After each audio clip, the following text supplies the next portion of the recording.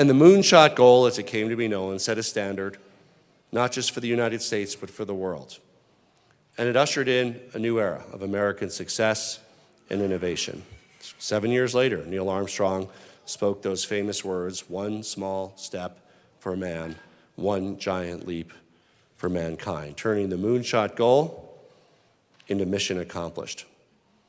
It wasn't easy, but with a vision to guide the way and that famous American work ethic, they got it done. Throughout Colorado's history, we've often been the ones leading the change, blazing new trails, turning our dreams into reality. We've literally moved mountains, building roads and tunnels and railroads through the seemingly impenetrable Rockies. We were the very first state in America to pass voting rights for women through a vote of the people.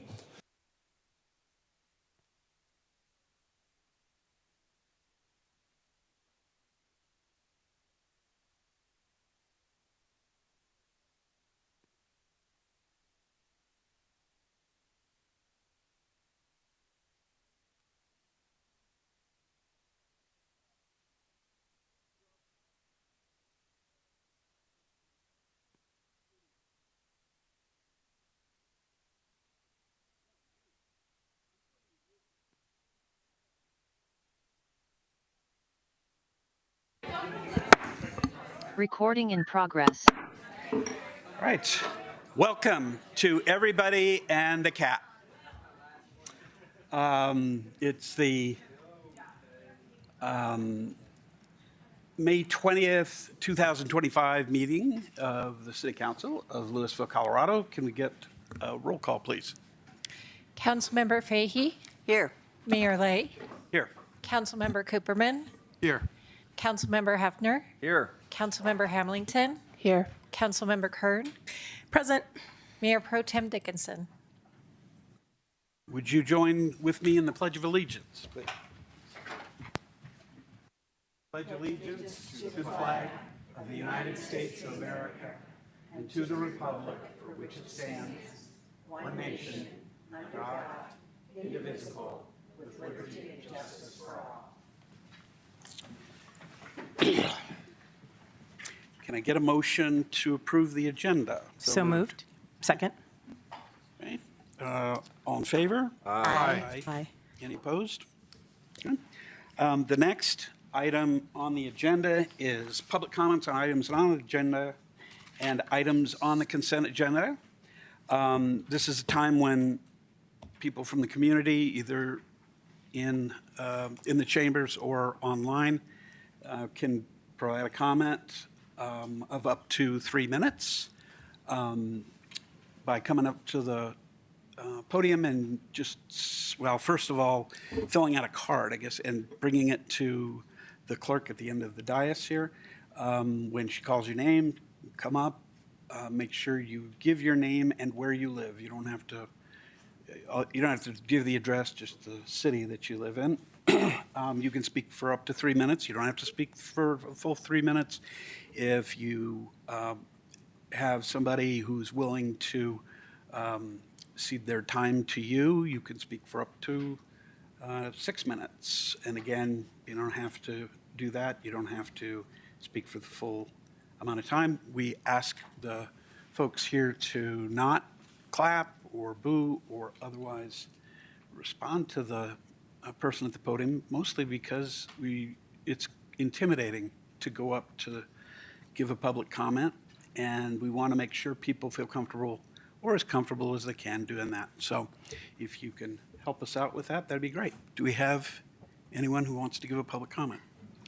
Sarah Stanton?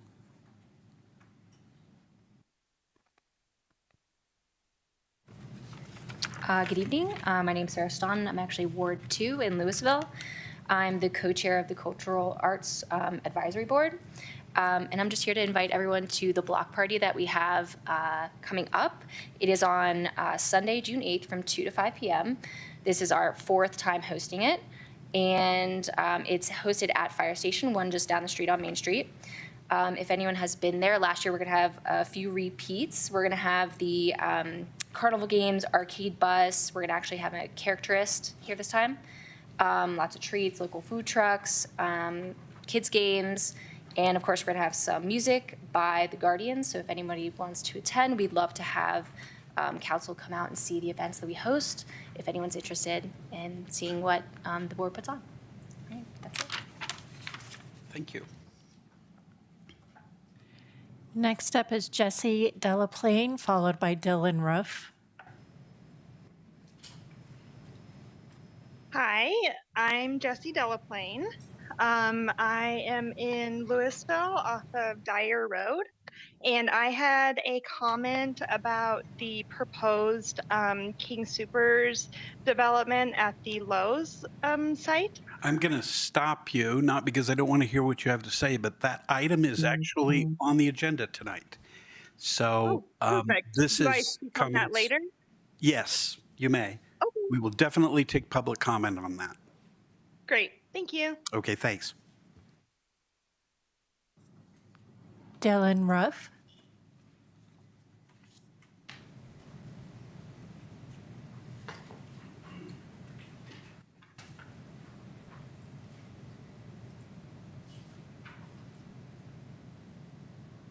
Dylan, we're not able to hear you, but it looks like you're unmuted.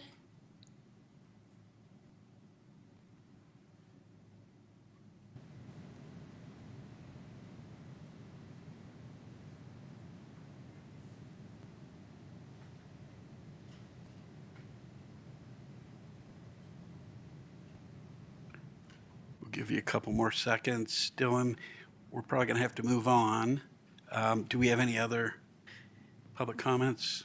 We can try to come back to Dylan in a little bit if we have other comments. Nancy Kerr Armstrong. This is of a personal note that has to do with a group of individuals in town who are now being and making an effort to adhere to this new fire hardening code. And I don't know if any of you have gone out and talked to any of these folks that are now having to level up.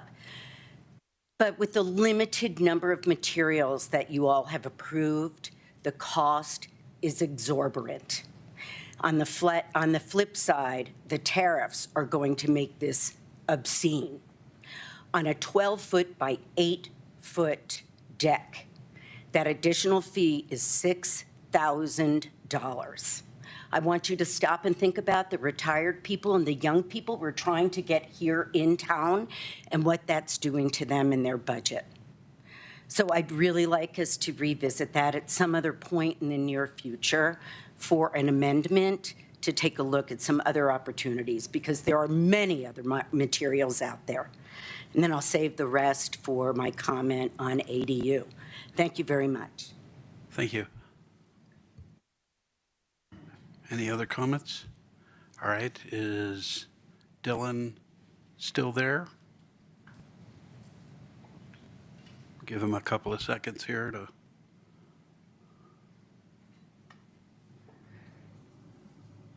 Dylan, if you want to speak, you can unmute and try again.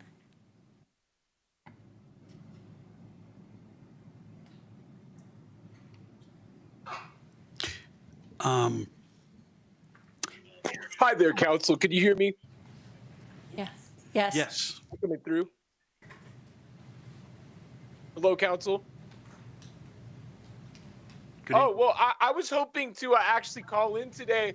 I was interested in perhaps the establishment of some sort of like European Heritage Month and the influence that it has amongst people. I just see a lot of, political unrest at the time, and I feel that, the great city here of Louisville, Colorado, we could really use a White History Month to, I guess, to celebrate the people who founded the country and sort of the core principles of its establishment and why it was established, and all of the great people that had died fighting for it, most of which here in America were European. In fact, I would argue all. I just look at some of the great achievements of white people throughout history, especially within the country. I think of Henry Ford. He really kind of changed how, manufacturing is done. And I mean, the computer I'm using right now, the telephone, the car that I use to, go to work every day to feed myself and my family, it's all thanks to, mostly white people. So I find it somewhat disingenuous for like a country where white people are the vast majority of the population that we spend so much time celebrating African American history or, whatever. I don't see why we don't put an emphasis on like the white people. That's like the largest population group. That is the group who has contributed the most. I just don't understand it. And it seems, this was a white majority country back in the 1960s. It was actually over 90% white.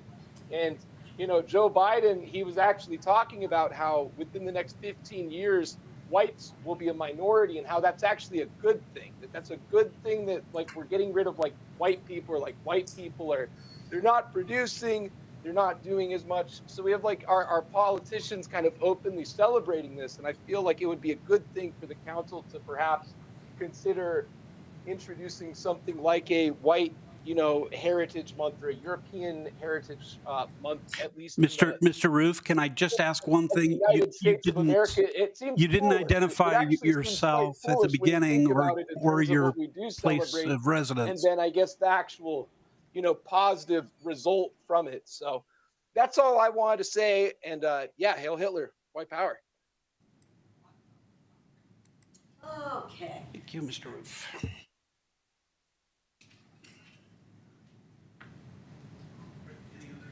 No.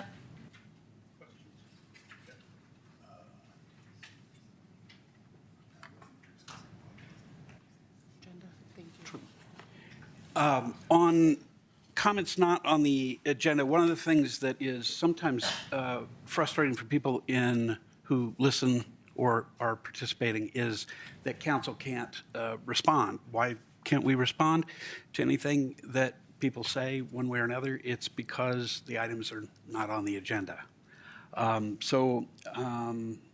Anyway, that is important, I think, for you all to know.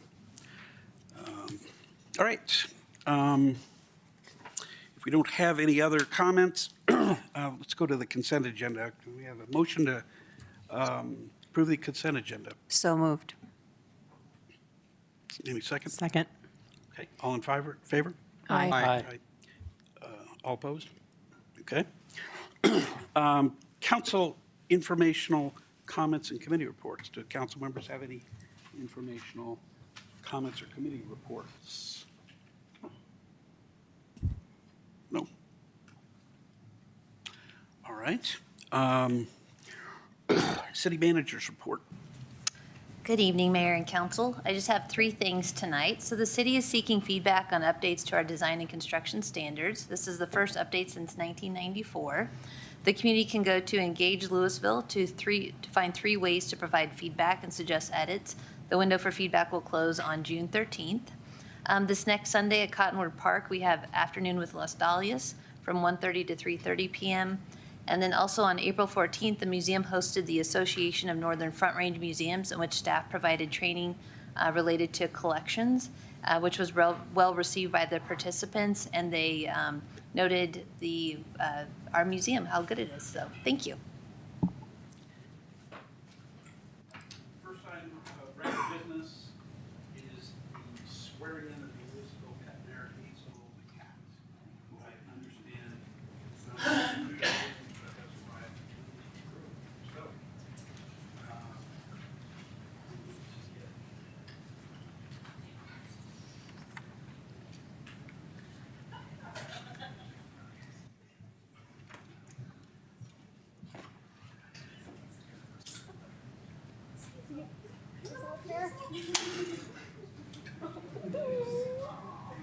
Let's do sentences. Yeah, let's do sentences.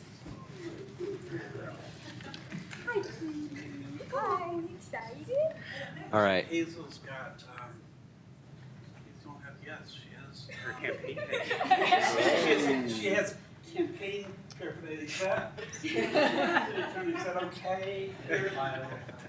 It does say Louisville Pet Mayor. It's a little bit in it. anticipation of this, but I have the cat's paw. Just kidding. All right. I'll just read this and look for a response of some sort. I, Hazel the cat, do solemnly affirm that I will support the Constitution of the United States of America.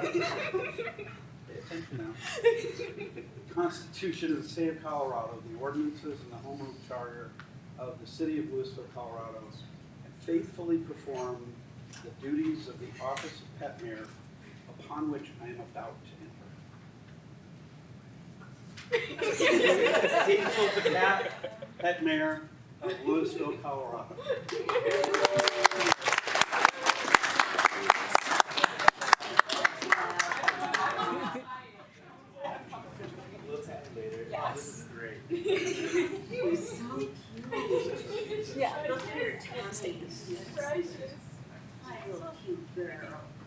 All right, if we can get a group photo, like of the device? One of you guys like to hold her? Go ahead, Hazel. Oh, Hazel and Hazel. Hazel and Hazel. She should be good. There you go. If you don't just stand up by the dice. Oh, okay. I could tuck this into her vest. Yeah.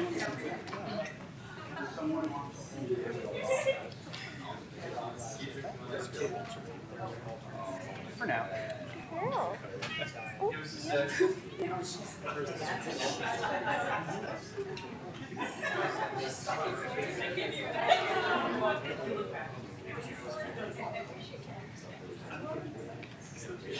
you scoot it just a hair? All right. Hazel. 1, 2, 3, say Hazel. Hazel. Perfect.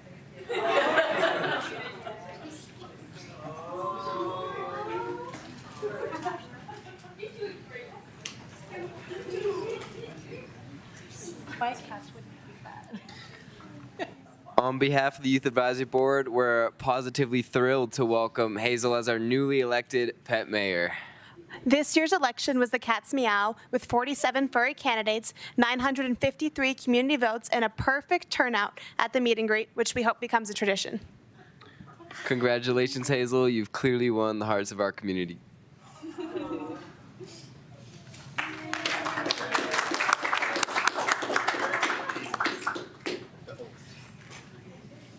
This is a lovely project, which I really appreciate the Youth Advisory Board for spearheading, and there was an awful lot of public outreach, great public comment, and visiting with the candidates. I understand it was difficult for some of the candidates, but Hazel came out on top. Great campaigner, by the way. She just has a way with people and understands the policies that are really important to our community for pets.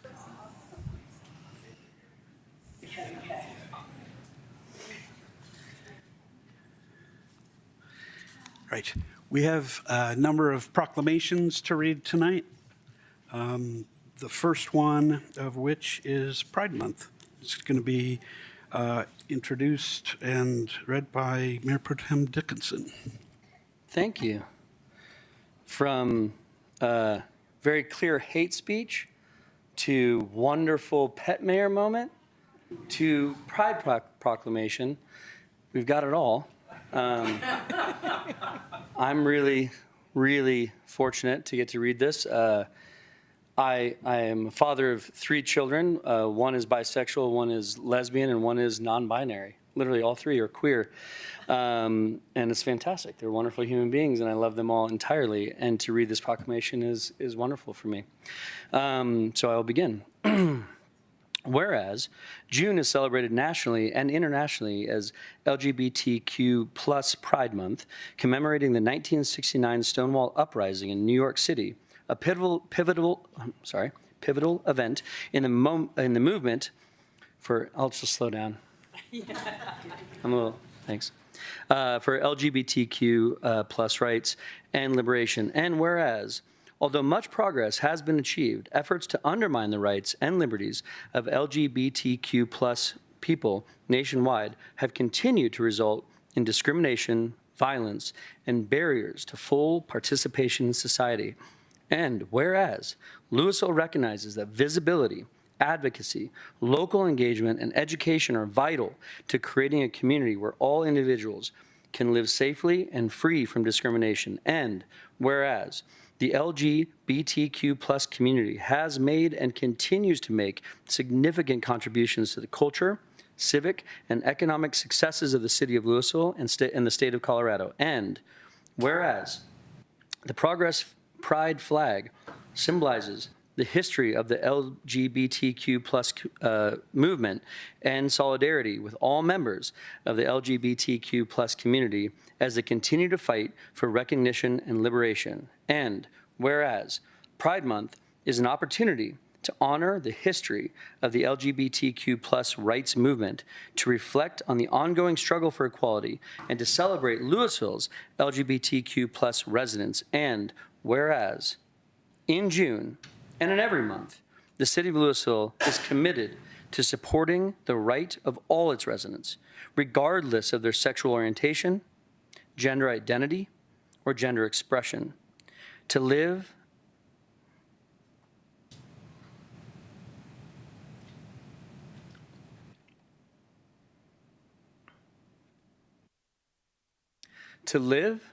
as their authentic selves. It's wonderful. And now, therefore, be it resolved that we, the Louisville City Council, hereby proclaims the month of June 2025 as Pride Month in support of the LGBTQ+ community. Be it further resolved, the Pride flag will fly throughout the month of June, recognizing all LGBTQ+ residents whose influential and lasting contributions make Louisville an inclusive community in which to live, work, and visit. The City of Louisville celebrates the resiliency and ongoing contributions of the lesbian, gay, bisexual, transgender, and queer plus communities, and reaffirms the city's dedication to collectively work in building a safe and inclusive society that values all people. Would you like to make a motion? I move that we approve that proclamation. I second. All in favor? Aye. Any opposed? All right. The next one is the Memorial Day proclamation. 2025 Memorial Day proclamation. Whereas the first national observance of Memorial Day occurred on May 30th, 1868 as Decoration Day, and whereas in 1968, Congress changed the observance to the last Monday in May, and in 1971 standardized the name as Memorial Day, and whereas from the opening battles of the American Revolution to today, we remember the more than 1 million Americans who have made the ultimate sacrifice in selfless service to their country. And whereas we especially remember the 16 Louisville residents that gave their lives in World War I and World War II, and whereas this is also a day to remember the more than 500,000 citizens who were prisoners of war and the more than 80,000 who have been declared missing in action.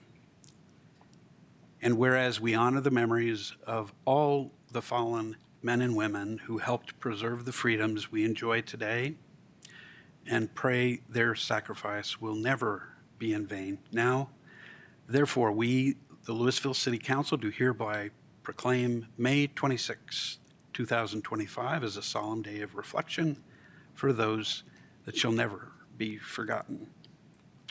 I move that we approve this proclamation. Second. All in favor? Aye. Any opposed?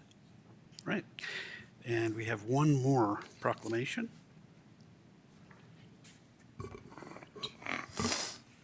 National Gun Violence Awareness Day Proclamation, June 6th, 2025. Whereas every day more than 125 Americans are killed by gun violence, and Americans are 26 times more likely to be killed with guns than people in other developed countries. And whereas city councils and law enforcement officers know their communities best, are the most familiar with local criminal activity and how to address it, and are best positioned to understand how to keep their citizens safe. And whereas June 7th, 2025 would have been the 28th birthday of Hadia Pendleton, a teenager who marched in President Obama's second inaugural parade and was tragically shot and killed just weeks later.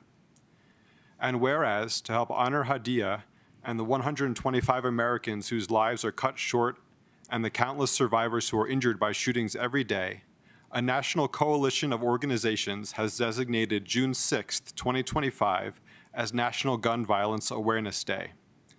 And whereas the idea was inspired by a group of Hadia's friends who asked their classmates to commemorate her life by wearing orange. They chose this color because hunters wear orange to announce themselves to other hunters when out in the woods, and orange is a color that symbolizes the value of human life. And whereas anyone can join this campaign by pledging to wear orange on June 7th to help raise awareness about gun violence. And whereas, by wearing orange on June 6th through 8th, Americans will raise awareness about gun violence and honor the lives and lost human potential of Americans stolen by gun violence.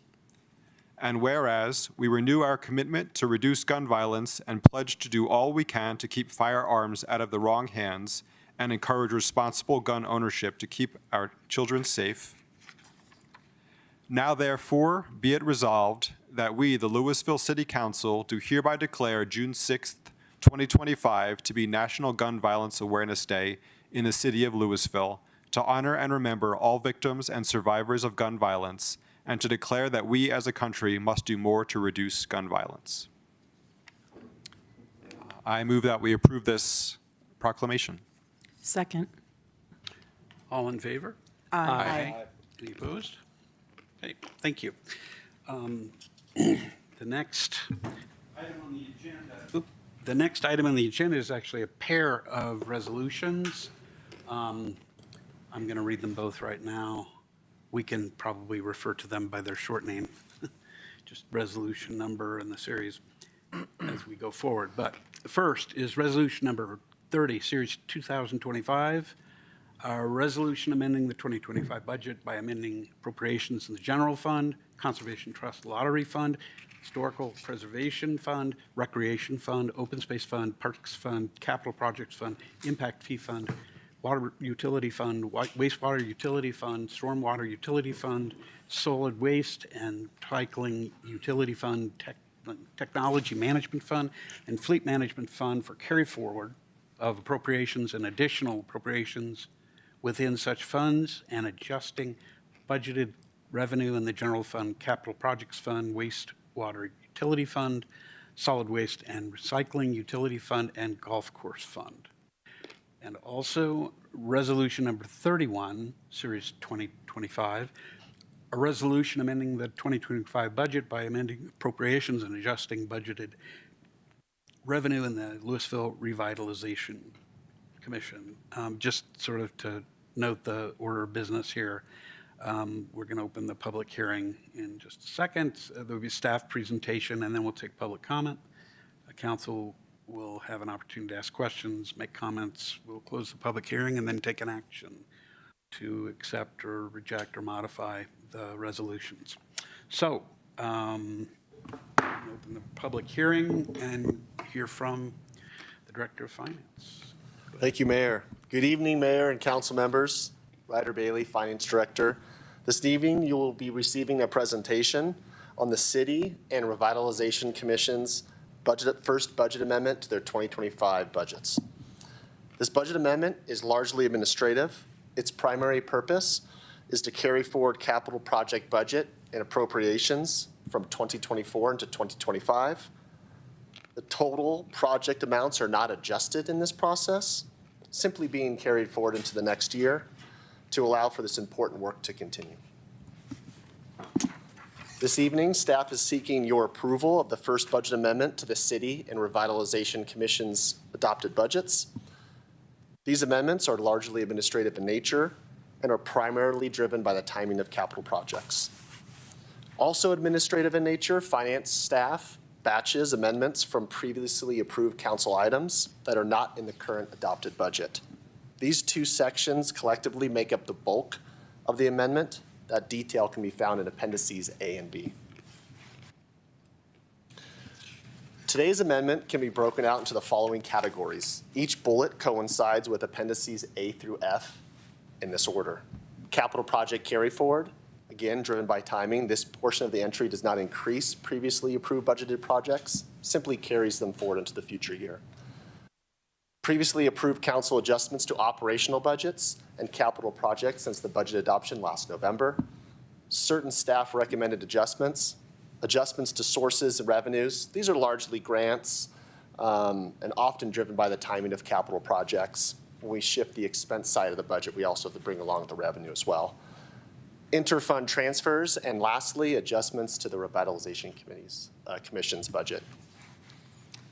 Resolutions 30 and 31 attached to today's packet are the official amending document and present the amendment by fund. The fund level is the city's legal level of budgetary control. The bodies of the resolutions present budget changes summarized by fund, and the appendices to the resolution present detail line item, the greatest level of detail. The proposed budget amendment increases city appropriations by approximately $37 million, offset by additional revenues of $13.3 for a net impact of $24.6 million. The proposed amendment to the LRC's budget increases appropriations by 2.1 to approximately 4.1 million. Increases by 2.1 from 4.1 million to 6.2 million, offset by additional revenues of 1.25 million with a net impact of approximately 870,000. I've got better detail of this on slide 14, so I'll get to that in just a moment. So the next few slides correspond to appendices within the docketed materials. This administrative portion and largest portion of the budget carries forward appropriations from last year into the current year for projects approved in 2024, but for various reasons need to extend it to 2025. This section of the budget amendment makes up the bulk of this evening's amendment, and that detail can be found in Appendix A.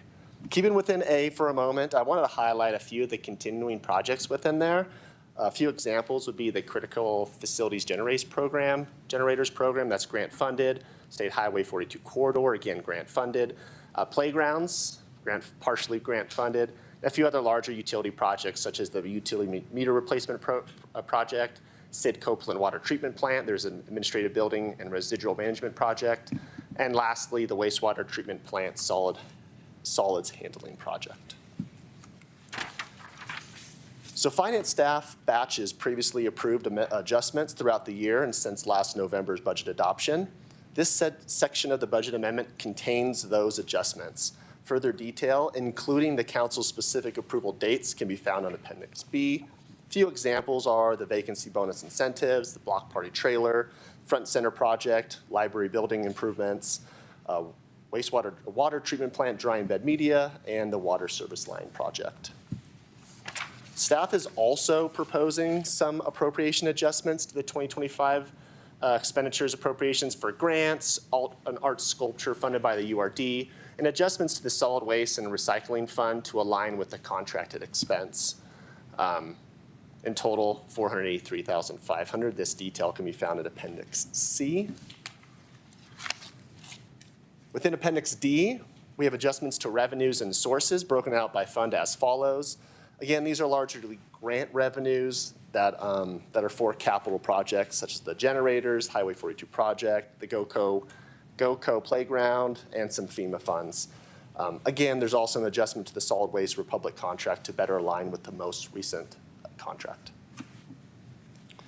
Interfund transfers. The net impact of this section is zero. However, appropriations are necessary to shift funding between funds.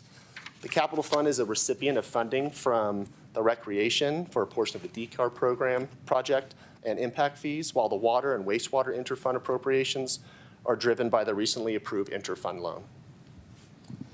The last portion of today's budget amendment is for the Louisville Revitalization Commission. These were presented to the LRC on April 9th and relate to carry forward appropriations from the 2024 adopted budget. In reviewing the summary of impacts previously mentioned and upon adoption of today's amendment as presented, staff has calculated the impacts of the budget amendment and confirmed that all funds will, with reserve requirements, will remain in full compliance with the city's reserve policies. A quick note for the column on the right, the asterisk for combined utility funds, that the 25% reserve is a minimum, not a target, in adherence with its policy. Here's that slide I mentioned a few minutes ago. At a high level, I'd like to summarize today's amendment by fund group. You'll note that today's amendment impacts both the revenue source and expenditure appropriation side of the budget. And looking at it this way, you'll note the first row, the general fund, that there isn't a great impact to the general fund, about $300,000 or about 1% of the general fund's operating budget. Continuing down the rows, the next line are our special revenue funds. This includes funds like our Conservation Trust Fund, our Lottery Fund, Historical Preservation, Recreation, Open Space and Parks. And these are this row is largely driven by the timing of capital projects. Capital Projects Fund, which is a large part of this amendment, again, is timing of capital projects and the funding sources to go along with them. The fourth row are enterprise funds. These are utilities and our golf fund. Again, this is driven largely by the timing of capital projects. The fifth row are our internal service funds. This is like our technology fund or vehicle fund, so driven by the timing of those purchases. And lastly, the LRC fund. The Finance Committee reviewed and recommended for approval a draft of this proposed amendment at their April 17th meeting. No changes have been made since that meeting. The LRC reviewed adjustments to their budget at their April 9th meeting and approved it. This evening, it is staff's recommendation for City Council to approve the proposed amendment to the city's 2025 budget and to the Louisville Revitalization Commission's 2025 budget. With that, I'd like to thank you for your time and answer any questions you have. Thank you. Why don't we take public comments and then we'll turn to questions from council. Is there public comment on this? Okay, then we will come back to answer questions or ask questions of the director if there are any. Okay. Seeing none, is there discussion? Councilmember Hefner. Yeah, just thank you. Briefly, these did go through Finance Committee. As the Finance Director mentioned, they're almost entirely administrative in nature. It's projects that we didn't do last year that need to be brought forward into this year. Obviously, the money is still there from last year because we didn't spend it. And then certain items that we have approved the spending for but not incorporated into our budget. Just a little bit of an asterisk on that one, which is the Finance Committee has been discussing some process improvement around how do we do midstream budget amendments. Right now, we approve the spending and then do the budget amendment after the fact. And we've been talking about finding a way to do the budget amendment at the same time that we approve the spending so we don't have the lag. But with that, I think I would recommend that we pass both resolutions and appreciate everybody's hard work on this. Like to offer an emotion? Or not emotion, but a motion. Go ahead. Yeah, I think I like that concept.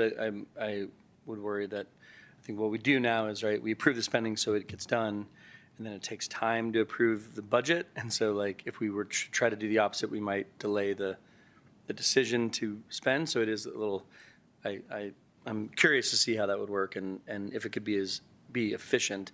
Because again, my assumption is the reason we do it the way we do it is so that the check can get written. But it does seem a little bit odd to spend money you haven't budgeted. So it's like, okay. Yeah, I don't think we've landed on the sort of the answer yet, but stay tuned. No, I appreciate the thought there. But otherwise, I'm in total agreement and happy to support the motion. We need a motion. Oh. I move to approve resolution number 30, series 2025. First. You get it. She got the second. First isn't a thing, Chris. I know that. Okay. Any further comment? Actually, forgot to close the public hearing. We have a motion. We have a second. All in favor? Aye. Aye. Any opposed? Okay. We have a motion on resolution number 31, series 2025. Yeah, I'd move to approve resolution number 31, series 2025. Second. Any further comment? Okay. All in favor? Aye. Any opposed? Okay, very good. Thank you. The next item is discussion direction on accessory dwelling unit tap fees. We have a staff presentation from our city manager. Sure. Good evening, Mayor and Council. So the item before you tonight is ADU tap fees. When the ADU ordinance first reading first came before council, there was a question as to how staff's recommendation for tap, specifically water tap fees for ADUs. Staff has gone back and done an analysis.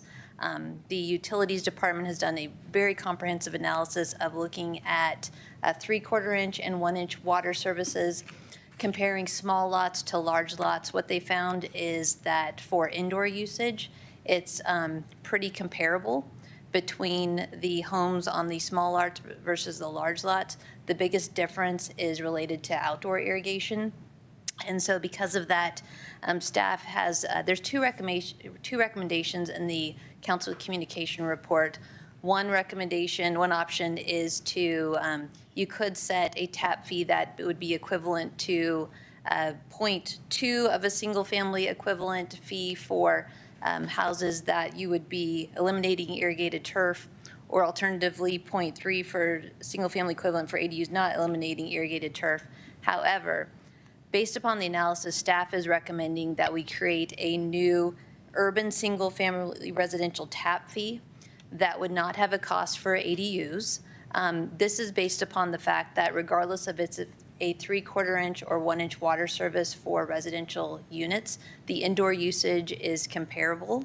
And so therefore, we do not anticipate that the addition of ADUs would greatly impact or the variance of year-to-year seasonal water usage. It's really irrigation that impacts that.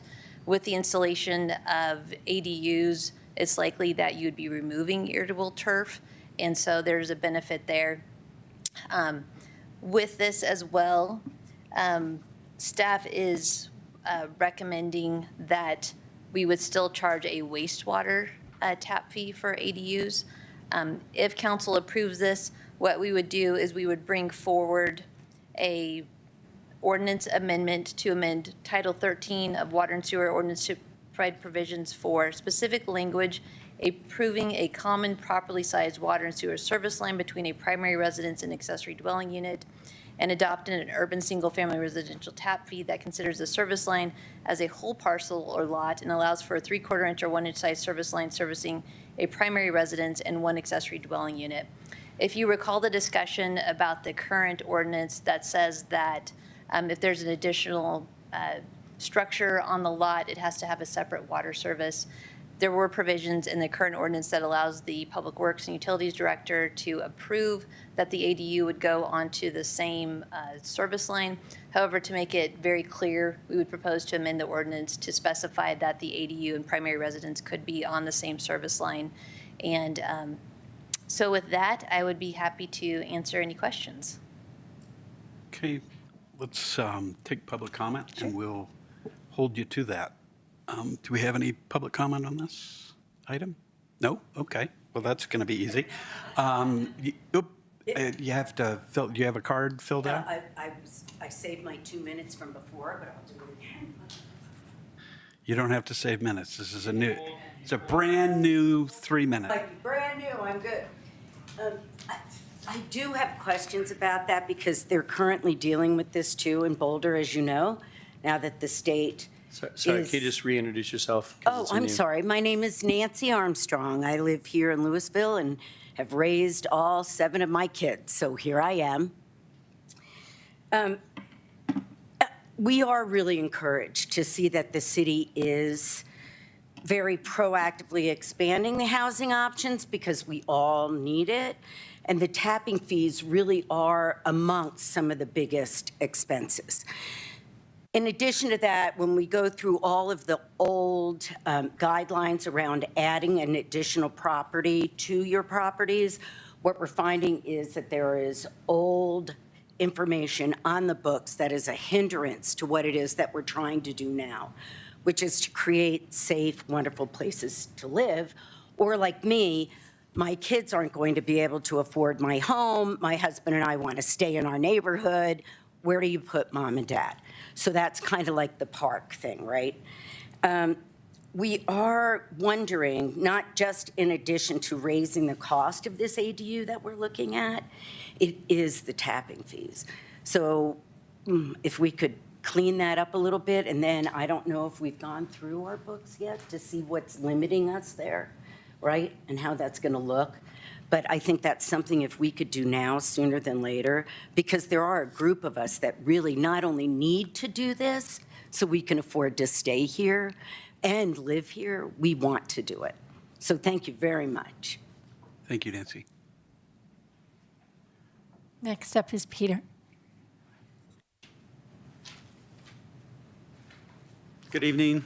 Peter Stewart, 1132 Jefferson Avenue.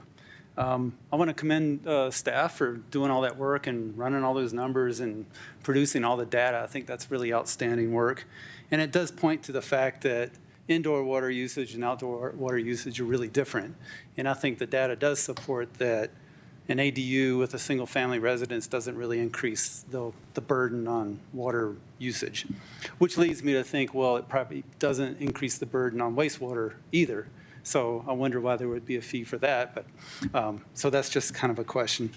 But again, I think the staff, I would support the staff recommendation of the urban single-family residential tap fee. I think that's a really great idea, and commend staff for doing all that work and for including some of the design professionals that have reached out and had communications with them as well. So thank you very much. Thank you, Peter. Any other public comments? Okay. Council questions. Councilmember Hefner. Yeah, just one question, which is you mentioned the wastewater tap fee.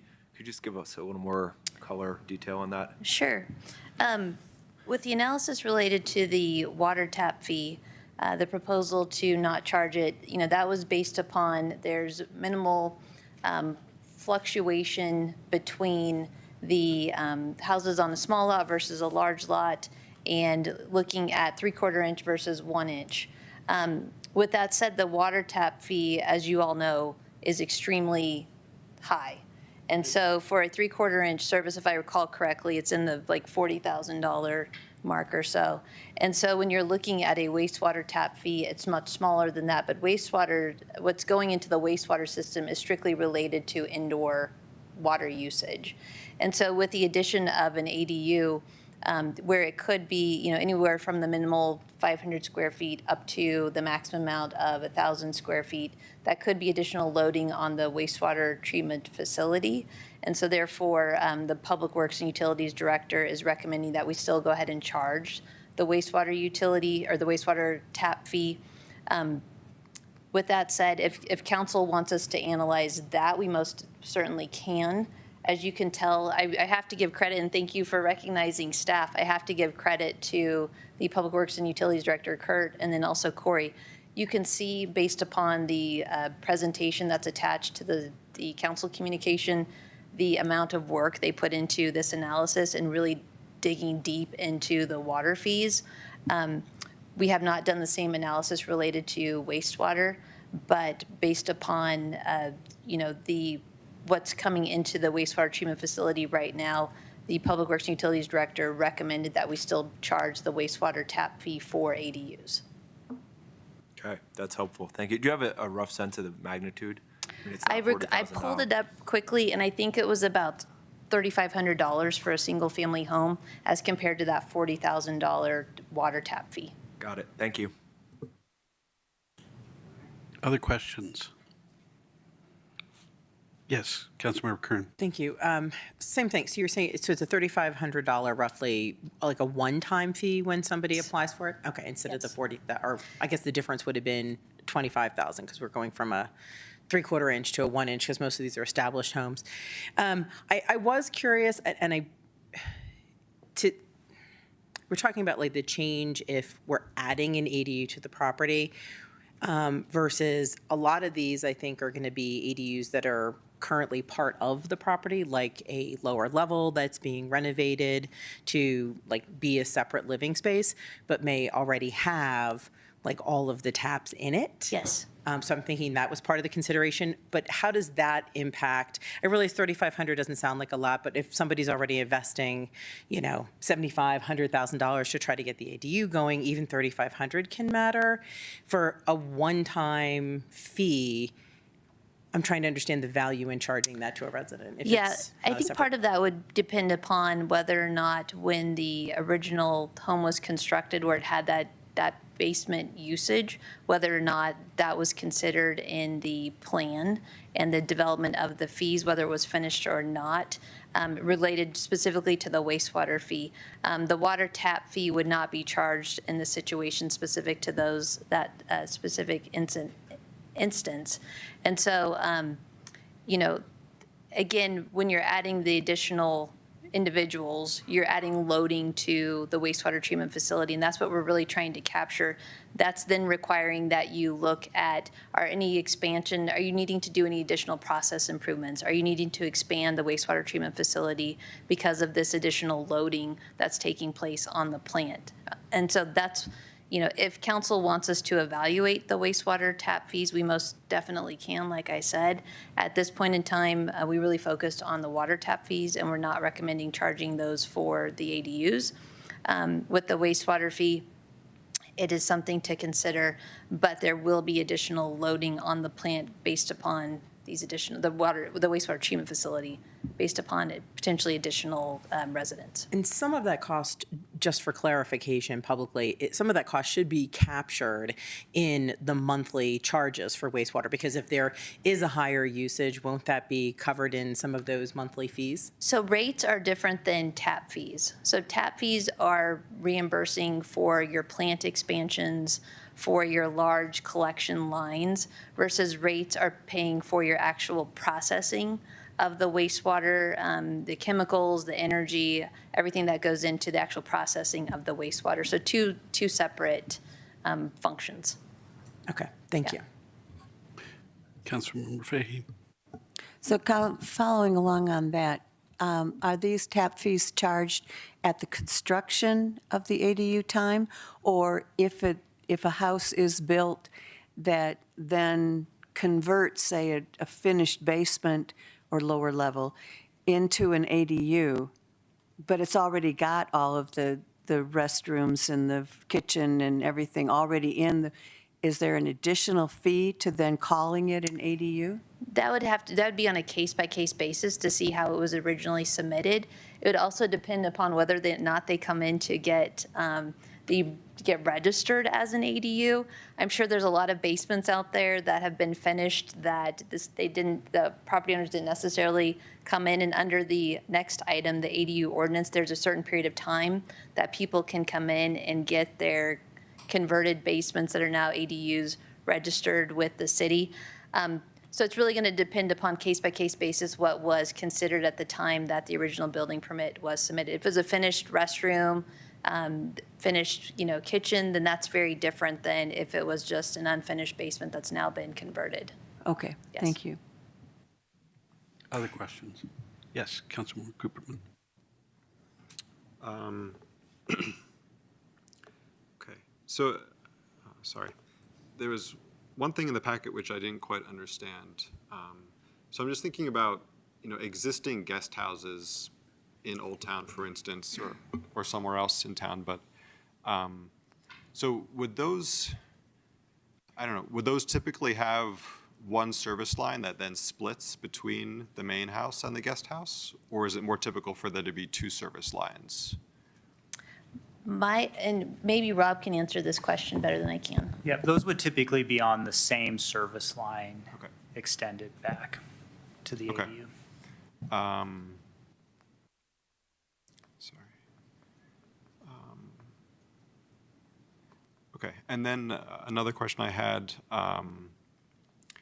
if someone wants to sort of bill water separately for their ADU, there are probably a variety of ways they could do that, but I suppose one of them would be having a separate meter for the ADU. So if it's one service line, it's going to have one meter. The owner could put a sub-meter on the service to the ADU, and then they would read it and then charge the renter the proportionate amount of their fee for that month. But in terms of the city's service line, it would have one meter, and that's what the city would read and charge based upon. Okay, that's helpful too. And then one more question. So somewhere down in those slides that Kurt prepared, he looked at other municipalities. Yes. And virtually every municipality had a charge if you went from a 3/4 to a 1 inch. And so I was wondering, I sort of understand the reasoning for not distinguishing between those two, but what about the case where someone does decide, oh, I need to go up to a 1 inch from a 3/4? Yeah. So under this proposal of an urban single-family residential tap fee, they would not pay an additional tap fee. They would need to pay to either upsize their meter or they would pay to upsize their water service. And so the tap fee would not be an issue. It would be the actual cost to upsize the service and the meter. Okay. And so the city is involved in some part of that, and we would just charge them the appropriate Correct. amount.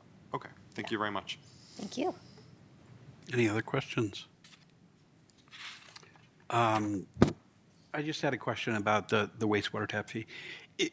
I understand that analysis hasn't been done, and I recognize that the analysis for the regular tap fee is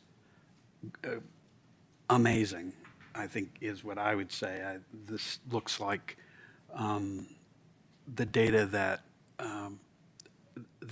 goes into, and it has gone into the recommendation, hugely substantial, and the analysis of it is very extensive, and I appreciate staff's work on that, yours and Director Coors and Mr. Peterson as well. So, but I wonder how long that additional piece might take. I gather that it's not something we can do in another couple of weeks and come back.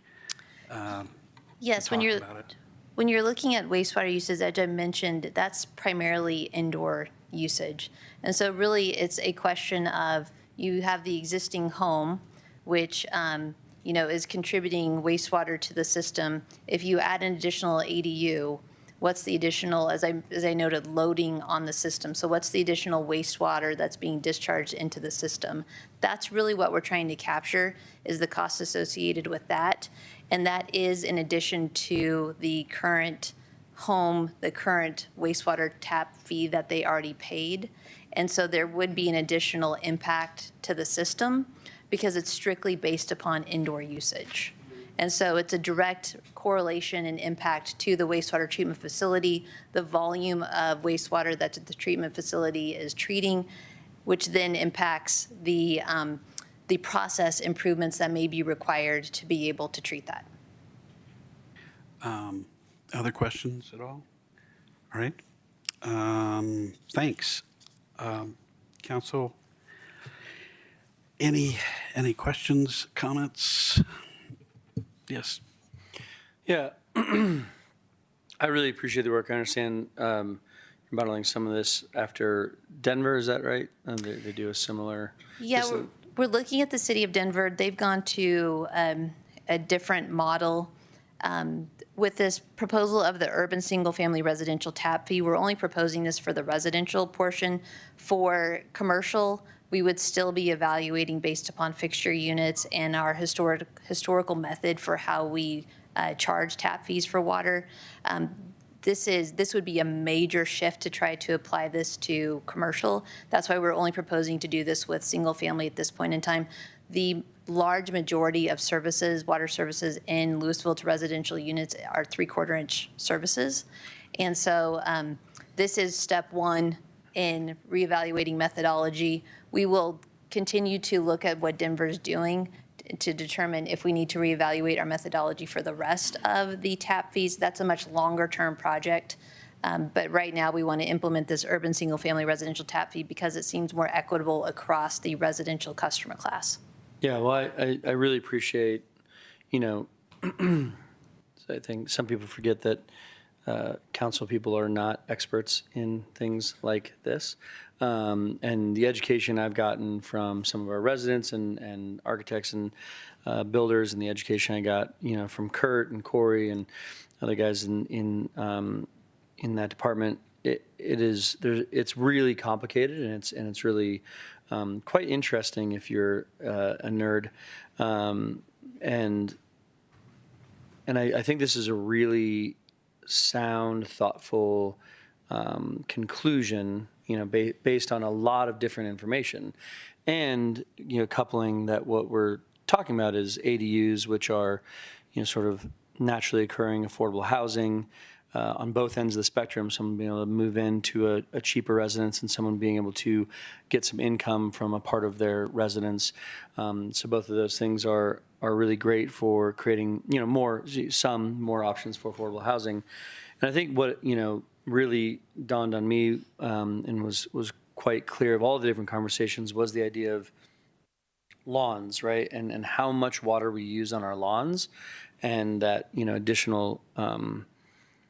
additional buildings kind of come with this, like, yeah, there's a pipe and there's water and there's like, oh my gosh, there's going to be a bathtub and a shower or whatever. But removing a lawn sometimes, not always, but removing a lawn from a yard to do this is huge. And so finding that balance and being able to recognize that. But I think on both ends of this conversation, one, just what seems to be logical data that shows that this is a reasonable thing to do fiscally for our community, and also something that I think is, from a policy perspective, important that we're thinking about how to make ADUs more affordable to create, build, and for people to come forward and be honest about the ADUs that they maybe already have, and zone them that way. So I think this is all really positive, and I'll echo what a lot of people have said is, the amount of work. I see Kurt back there being like, this was so much fun. So I think he had a lot of fun looking at all this data, but it is an incredible amount of work to get all of this. And it really does help in the decision-making process. And I think mostly like for him, like he was able to come back with like, I have really good data that helps me recommend something to council. So I think this is just a fantastic example of resident, staff, and council all kind of getting together to figure out a good solution. So I'm loving this and in total support of it, and happy to move forward. Okay, other comments from council? Certainly would echo the comments that Mayor Pro Tem has made. I am likewise convinced of the option 2 that you've presented as being the better of the two. Appreciate laying all of it out.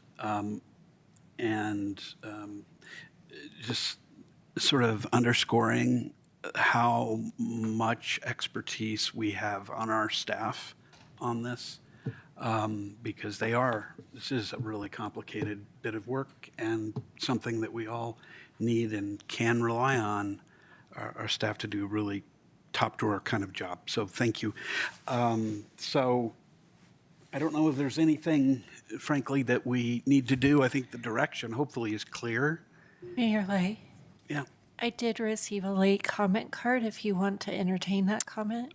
It's past the public comment, so I won't at this point. I don't know that we really need a motion on this. I think we're going to be we'll be fine in accepting the recommendation. Is that fair enough? Yeah, Councilmember Cooper. Do we need to give any direction about wastewater? Well, if you want to, I was not planning on it, adding that to this piece of it. Meaning that you agree that the wastewater tap fee should exist. Like you're not, the $3,500. Yeah, I mean, like- and she didn't address any further change. Yeah. Yeah. But Exactly, the current one, yeah.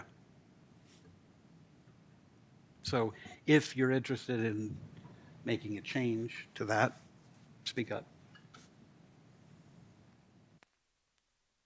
Okay. Direction clear? Yes, thank you. Thank you. All right, let's move on to ordinance number 1892, Series 2025, an ordinance amending Title 17 and Title 3 of the Louisville Municipal Code concerning the regulation of accessory dwelling units in the city of Louisville. This is the second reading and the public hearing, which has been continued from April 15th, 2025, and advertised previously on the City of Louisville website. The public hearing is still open. We opened that public hearing there. I'll ask for the staff presentation. Thank you. Good evening, Mayor and Council. So Jeff Hurt with Community Development. This is a continuation from the April 15th hearing for the accessory dwelling units ordinance. And again, as a reminder, this is to implement state law, to address a new state law that requires compliance by June 30th. And this is certainly on your work plan. Noticing requirements have been met. I'm going to try to keep it brief because there was a lengthy discussion before. Happy to go deeper if you would like on any of these topics, but I did want to just give a brief recap of the ordinance that was before you on April 15th to get your head back into it, and then a recap of the direction or the requested amendments to the ordinance that were provided by council on April 15th, and then a brief analysis of those amendments that were requested, and then a recommendation. So just a visual reminder of what an ADU can be, a number of different forms. And then some imagery reminding you again of all the different forms you could see an ADU in. So the April 15th ordinance that was presented to council, I have 2 slides on this just to remind you. So the proposal is for 1 ADU allowed per detached single-family unit, and to treat detached ADUs basically the same as any detached accessory structure to be treated in terms of setbacks and height and things of that nature, and for an attached ADU to be treated the same as the principal building in terms of building heights, setbacks, things like that.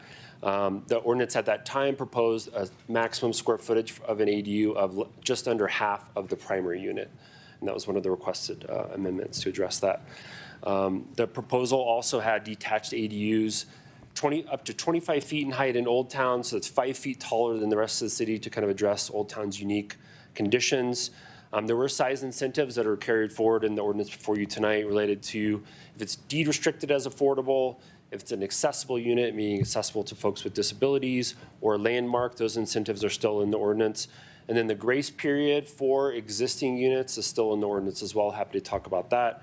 And then at the time, the proposal was to treat an ADU like any other structure in terms of lot coverage and floor area ratio, those metrics that define how much of a lot you can have a building on, essentially. So on to the requested amendments from council on April 15th. So I've got 2 slides on this and a little bit of analysis of these requested changes. So the first request was to allow ADUs on detached and detached dwelling units. That means row homes, townhomes. Again, these are all addressed in the ordinance before you tonight. Second bullet point, to allow the maximum size of the ADU to go from less than half of the primary unit to up to 75% of the primary unit. There's some analysis in the staff report that shows sort of who that helps. It's really the smaller primary units that helps, but it does make a difference. That ADUs in basements should not count toward the square footage maximum. So, and there's a bit of nuance to that we'll talk about. And that, I think, yeah, that attached ADUs would be allowed in front of the primary building citywide. Before, there was a prohibition on that. So allow attached ADUs in front of the primary building citywide. I'm sorry, I'm getting confused here. So attached ADUs allowed in front of the primary building citywide, detached allowed only in front of primary buildings in Old Town was the change request. So another request was to address flexibility for front porches on ADUs, basically treat front porches with the same flexibility as they would on the primary unit in Old Town, allowing them to encroach. And then to allow the first 500 square feet of an ADU to encroach into the lot coverage and floor area ratio minimums. And so that it can be a big help to a lot of properties in Louisville. And the last was to remove the tie between ADUs and the inclusionary housing ordinance. So that's completely removed altogether. And so in terms of some brief analysis of those changes, so the first bullet point just highlights that sort of the footprint of where ADUs would be allowed has a slight increase from previously. So there's an area of Delo south of Boulder Road where there's attached products allowed, row homes, townhomes. ADUs would be allowed there, so that slightly expands the footprint of like the overall area an ADU would be allowed in the city. Happy to kind of expand on what that means. Allowing the 75% instead of the 49% definitely helps some of those smaller units, and there's a table in your packet that kind of reflects who that helps. One of the things that we looked at in the ordinance as it relates to ADU square footage, attached ADU square footage in basements, not counting toward the overall square footage. So the direction we got from council was essentially, as we understood it, related to the visual impacts of basements. If it's beneath the ground floor, the visual impacts aren't there. So the regulation before you tonight proposes that ADUs and basements do not count toward the maximum square footage, but they do count if there's a walkout basement because you have that 3-story visual impact. So one of the other things we added, again, to address council's direction, detached ADUs. Attached ADUs, again, would be allowed in front of all the primary units per council direction citywide. Detached ADUs would only be allowed in front of the primary unit in Old Town in the front setback in existing buildings. And so happy to talk more about that, but the idea is in terms of not requiring it to be a landmark building, but we want to sort of preserve the neighborhood character that's already there and allow those existing smaller units that may be toward the front to be repurposed into ADUs potentially. And the last piece of analysis I wanted to highlight was that allowance for the lot coverage encroachment of 500 square feet helps, by our sort of cursory analysis, potentially up to 30% of lots in the city, which was surprising to us when we did this analysis, how many are either sort of at or above their maximum lot coverage already. So that would be a really big help to a lot of folks. And again, Planning Commission recommended approval of the ordinance back in February. Their conditions are reflected in the ordinance and they were on the previous ordinance. And so staff recommends approval of the ordinance 1892 as presented to you with the amendments from April 15th, and happy to answer any questions. Why don't let's take public comment first, and then we'll ask questions and go forward with our comments. Do we have anybody who would like to make public comments? Michael Perkins. And by the way, I'll say just before we get started, because this is an ordinance, there are 2 rounds of public comments, and you can speak first, and you can speak again after that if you'd like to. So take it away. Hi, my name is Michael Perkins. I live at 229 Vulcan Street, north of Alfalfa's.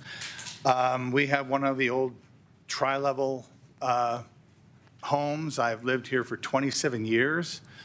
My wife and I, we just loathe the idea of moving away from our fellow Vulcans.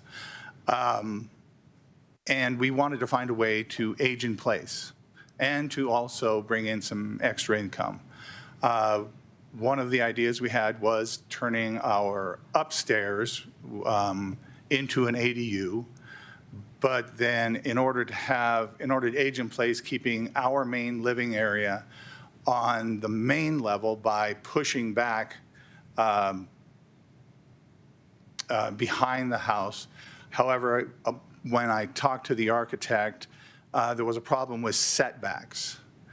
And that kind of put everything on hold, but I don't know if it was in an earlier draft, but it sounded to me like if that addition was supposed to be for an ADU, that the setbacks would be the same as some outbuilding like a shed or something like that, side and rear setback. And that gave us some encouragement on the proposal. However, that was if the pushback was the ADU. And my wife and I sent an email to the whole city council. Josh here was kind enough to respond. And we were hoping that we could juxtapose the two, seeing as how we're giving up our master bedroom and 2 other bedrooms for the ADU, and wanting to basically get back a little bit of living space plus a master bedroom on the main level, so we don't have to worry about stairs and such. I think that's about it, and I would just hope that that would be added to the language or added to consideration for people planning to age in place. Thank you. Thank you, Michael. Any other public comments? All right. First, are there any council questions of staff? Yes, Councilmember Hamilton, and then Councilmember Fahey. Thank you, Mr. Mayor. Jeff, I need some clarification. I'm not quite sure if I heard you correctly or not. And this is with regards to front ADUs in Old Town. Did I hear you say that you can convert what's currently the primary residence to the ADU, so you can build your primary residence now behind it? That would be one way that you could meet that requirement, but basically any existing building can become an ADU. That's, yeah. Okay, exactly. so I Yeah, did the hear you front correct. side. All right, Yeah, thank you yeah. for confirming that. That's all, Mr. Mayor. I also have a question on the walkout basements for an ADU. What if the walkout part of the basement is the back of the house where no one sees it, or sees that makes it 2-story or 3-story? Yeah, it would still apply. So the way it's written, if you have any part of your basement has a door that goes to the outside, then that portion would count toward the square footage. And so obviously we see a lot of these on the different slopes, like you're going up via Appia, those types of units. That's the intent behind that, the visual impact. So if it's a ranch with a walkout basement, it would be in compliance because it's not a 2-story, it wouldn't be taller than a 2-story house? It's more about just, again, to address the visual impact is the intent. So if there's an additional story there, the walkout basement is sort of the tie-in to an additional story. And so whether it's a 1-story existing building or 2-story, 2.5-story or whatever it is, that has a walkout basement, it would count. Even if it's not visible from the front or the sides of the house? Correct. Okay, thank you. Okay, Councilmember Kern. Thank you. Kind of a follow-up question to the conversion of a basement into an ADU or lower level. If it is still subterranean, but it has an access, so maybe it's not fully a full walkout, so it's not it's not a whole story, but somebody has removed the earth to create an exterior access. I mean, you see this in other homes too, where it's more of like a walkway. Would that also, or are you thinking garden level is going to count as, so half of a house has been elevated, or the basement's been elevated, so we have 50% of the basement's exposed with windows. I'm trying to figure out where we want to draw the line for the visual piece of this to allow people to utilize ADUs that may be mostly subterranean at this point, but add an access point. Yeah, it was a challenging little issue to address in an ordinance. We landed on the walkout. The way it's written now, if you have a window well, with windows, that's fine. That's considered a basement and it would not count. It's really only if you have that full door that is an actual walkout. Yeah, and then, so sometimes you'll have a dugout area where you actually have a door that comes to the outside, and then you walk up the stairs. And so that would be subterranean, that wouldn't be restricted. The way we put the definition in was that the door has to be, the grade outside the door has to be at or below the grade of the door. So if you're having to walk up out of a well, then that's subterranean, and there would be unlimited square footage for that basement ADU. Thank you. So that would allow for people who have the subterranean to try to create additional access, like instead of. If coming they through wanted the- to have a separate access, they could accomplish it that way. Okay, without having to be disqualified. Okay, thank you. You sure you don't have any other question there? It's not a question. Checking. It's going to be more of a discussion for us. That's Thank you. Any other questions for staff? Yes, Councilmember Cooperman. Yeah, could I just ask for clarification about setbacks? So an ADU, as the ordinance is currently written, would have to meet the regular setbacks for a primary residence on a lot. Is that correct? Yeah, so if it's attached to the house, it's treated like the house in terms of setbacks, yeah. And if it's detached? If it's detached, it's treated like a shed or a garage would be treated, yeah. Okay. Any other accessory building, yeah. And then, so as I understand, right, the Board of Adjustment, someone could go to the Board of Adjustment to ask for some kind of variance. Can you just give me a sense, like, does the Board of Adjustment have certain criteria, or do they just sort of decide if they want to give a variance, or how does that work a little bit? Yeah, so they do have criteria. One of the primary things is there's an unusual physical circumstance on the property that is limiting their ability to reasonably develop the property in a similar manner that others would in the same zone district in the same neighborhood. So that's the heart of the criteria. It's very specific, and so you're looking for, unusually shaped lots, or even existing structures on lots, or land, that could limit the ability to develop. Those would be classic variances that might be supported. This would be some sort of hardship too. Yeah, there's a physical hardship. Okay, thank you. All right, any other questions before we move to discussion? All right, let's, thank you very much for the work, because we had you do a lot of changes since first reading. So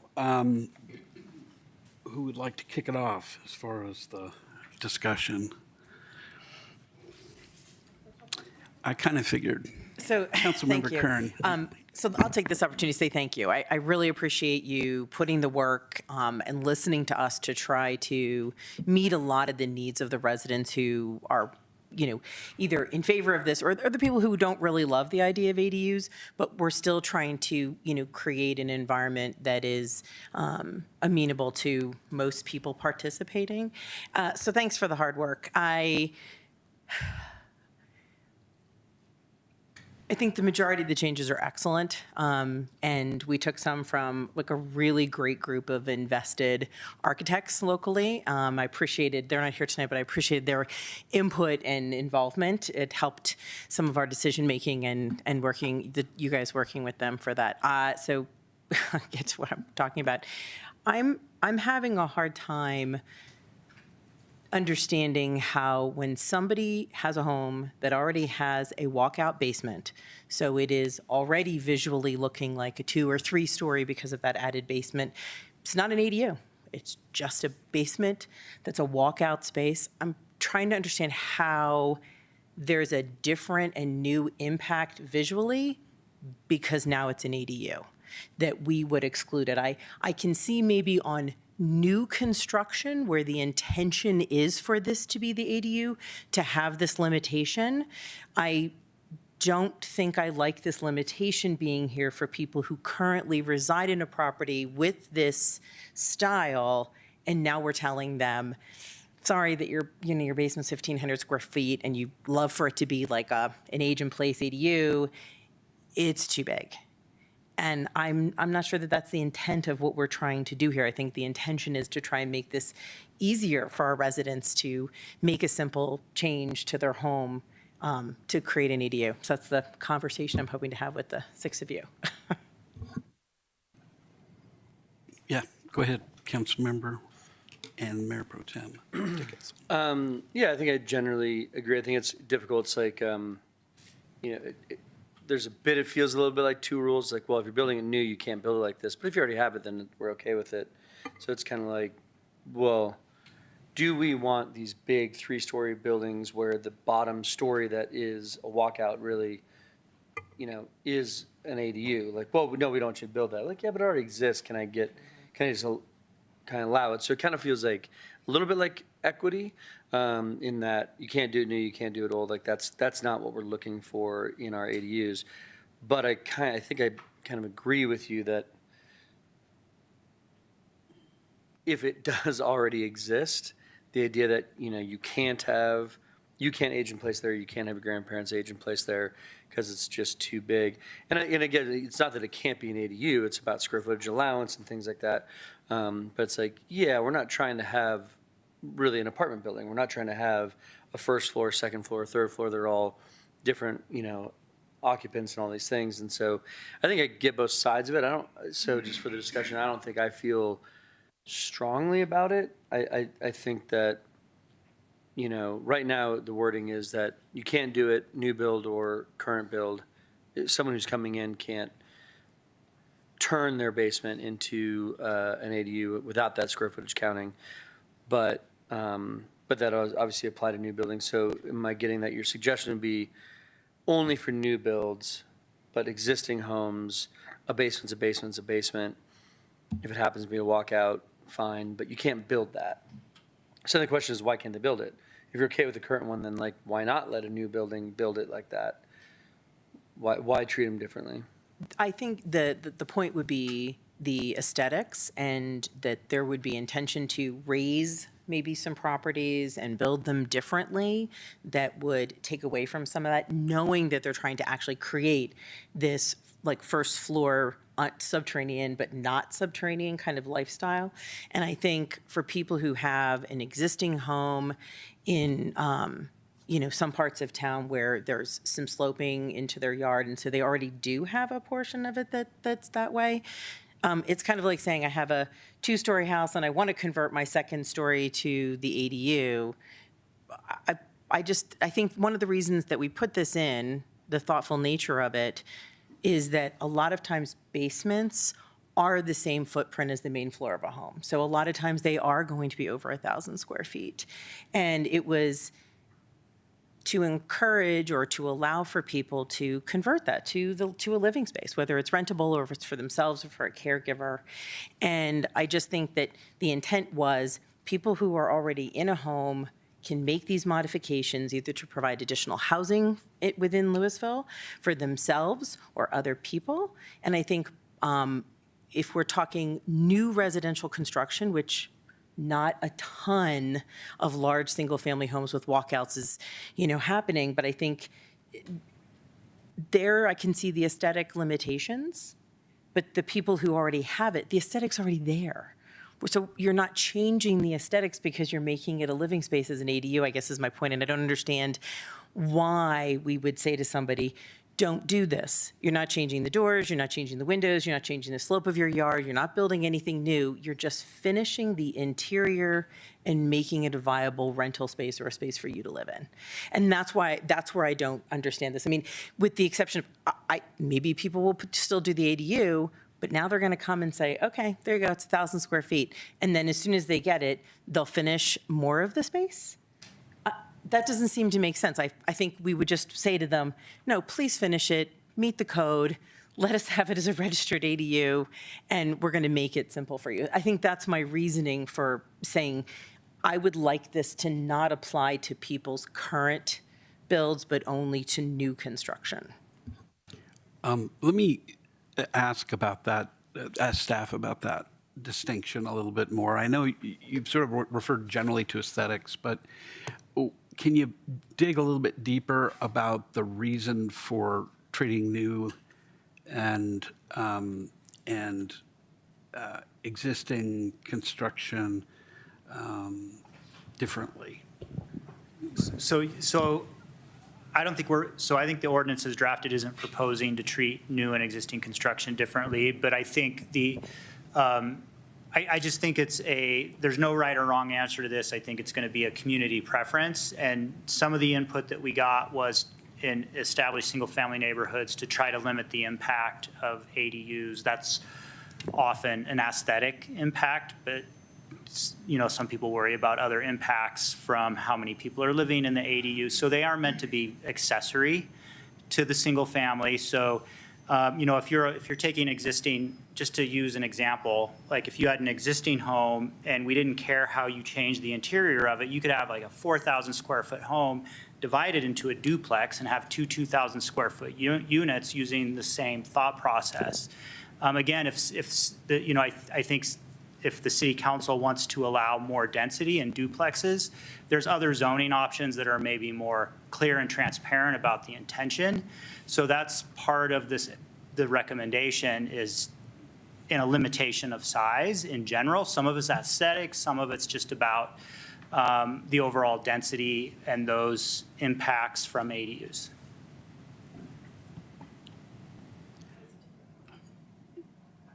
I guess I'm curious, using that logic, how does it differ whether it has a walkout or not? So we're saying if it's subterranean with no walkout, there isn't going to be a limitation. We'll let people have the whatever the square footage that would fit in their basement to finish. Yeah, there may not be. I think we were taking kind of council's direction, and our interpretation is you wanted to consider subterranean finishes to not count towards the square footage. Because we thought the direction was subterranean, then we were struggling with this question over the last few weeks about walkout basements. We thought that was the direction of council. I think if council wants to allow walkout basements because you think that's appropriate for the community, I don't think there's anything wrong with that. I think we even have language available, just so you know, for a simple fix if you want to allow that. Thank you for that clarification. Yes, Councilmember Hamilton. Thank you. I'm open to looking at that verbiage that staff has written. I am, though, hesitant on differentiating between established and new builds.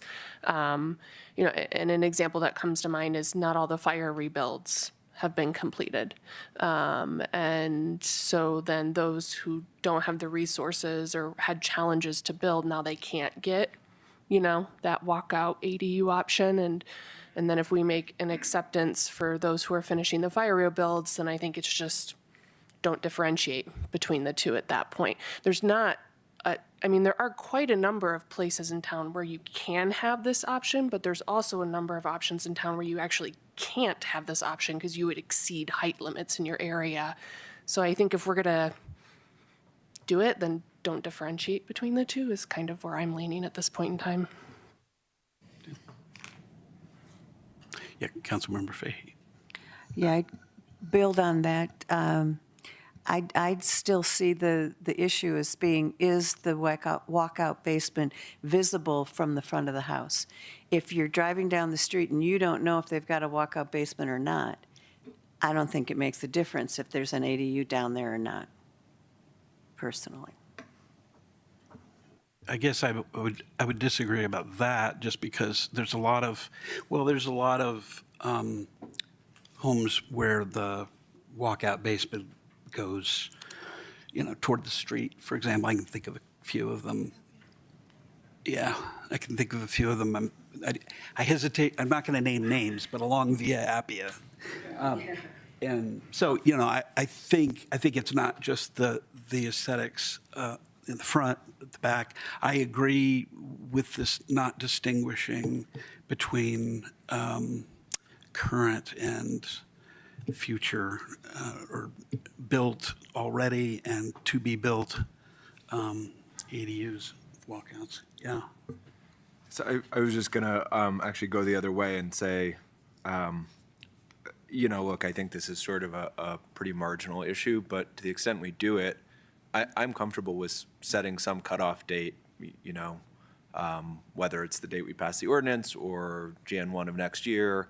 And if your basement is built, if your walkout basement is built before that date, you're not going to hit the size limit And if your walkout basement is built after that date, you're subject to the new rule. I mean, that to me, I think that's what Judy is proposing more or less, and that to me makes sense, not to limit people who didn't plan the size of their basement around this ordinance, and the basement is already there. There's no sort of bulk and size issue because the basement is already there. Certainly, we wouldn't want to do it and say, oh, existing basements, because then you could build the basement without the ADU and then come back a year later and say, well, this is an existing basement, I'm going to make it an ADU. I think you'd have to have a date cutoff for when the basement is constructed. I'm also sensitive to the fact that we don't want to make this so complicated and try and address every possible permutation, but this one strikes me as fair, and if somebody has language already written, I'm happy to look at it. Others? Yes, Councilmember Hamilton. I certainly appreciate, the option to try and provide some flexibility in the date. It's still, I don't know, it still doesn't take away my concern of you have to have the money now and have the resources now to be able to build within that timeline. What if somebody doesn't have that, right? What if they're saving to build in 10 years from now because they can't afford to build it in the next 5 years or something with that timeline?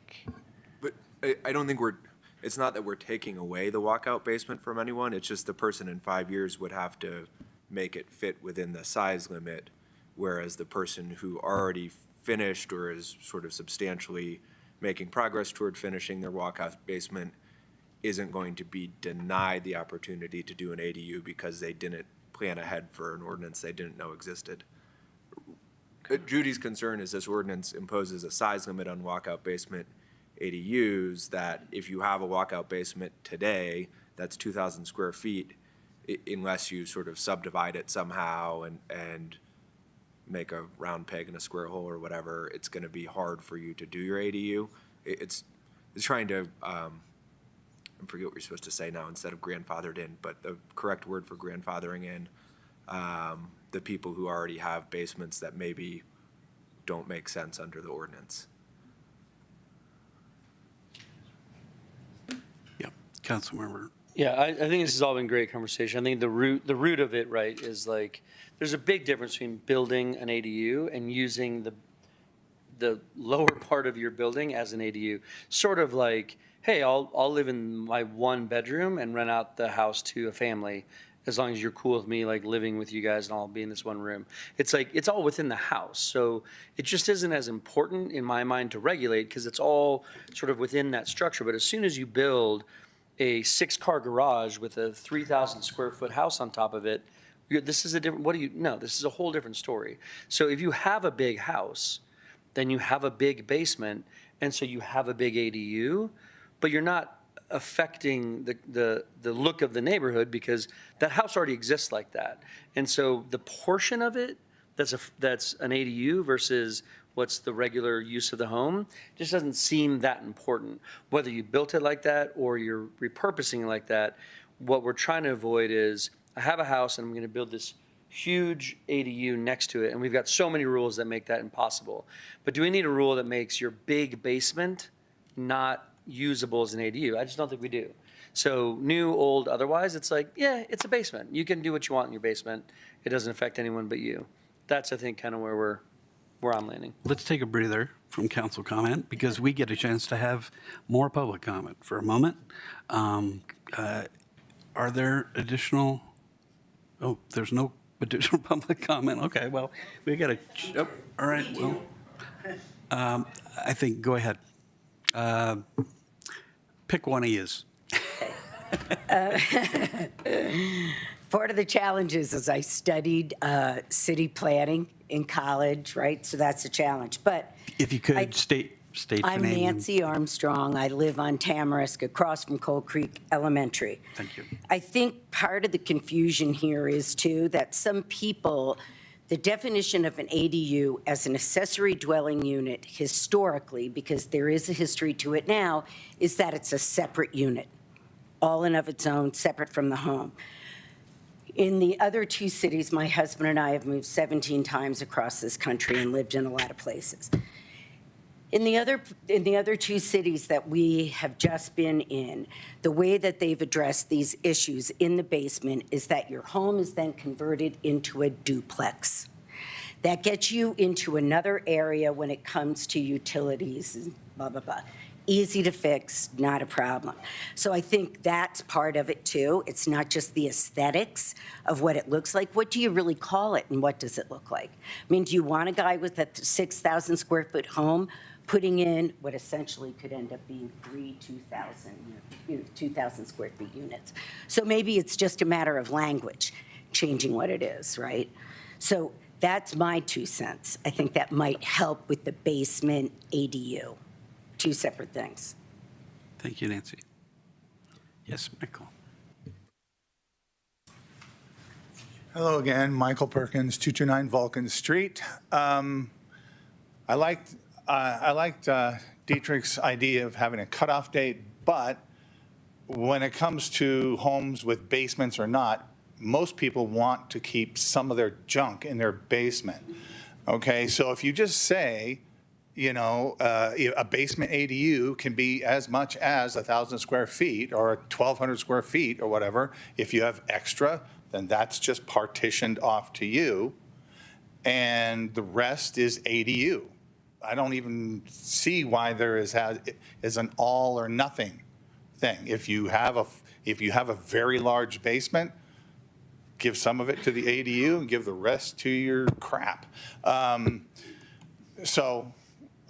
New, existing, adapted buildings, I don't think it's a big problem. I think the discussion is moot. Thank you. Thanks, Michael. All right. Any other public comment? None online? Okay, then back to us. You know, I'm at this point might ask for a motion, and we could argue about, you know, making changes to it. So, yes, Councilmember Cooperon. So I just wanted to make a comment and then actually ask one more question. You're not taking my. Sorry. Okay, that I get it. I don't know, maybe I forget our discussion from last time somewhat, but you know, I didn't think we were so interested in making this distinction about walkout basements. So I'm generally in agreement with what Councilmember Kern was saying and what others have said as well.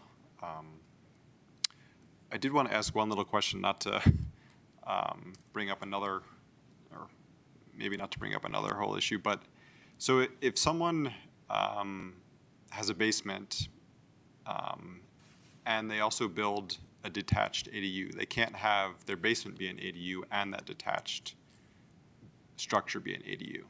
Is that correct? Correct, yeah, that'd be two units and out of compliance, yeah. Right. 2 ADUs. Okay. Okay, thanks anyway.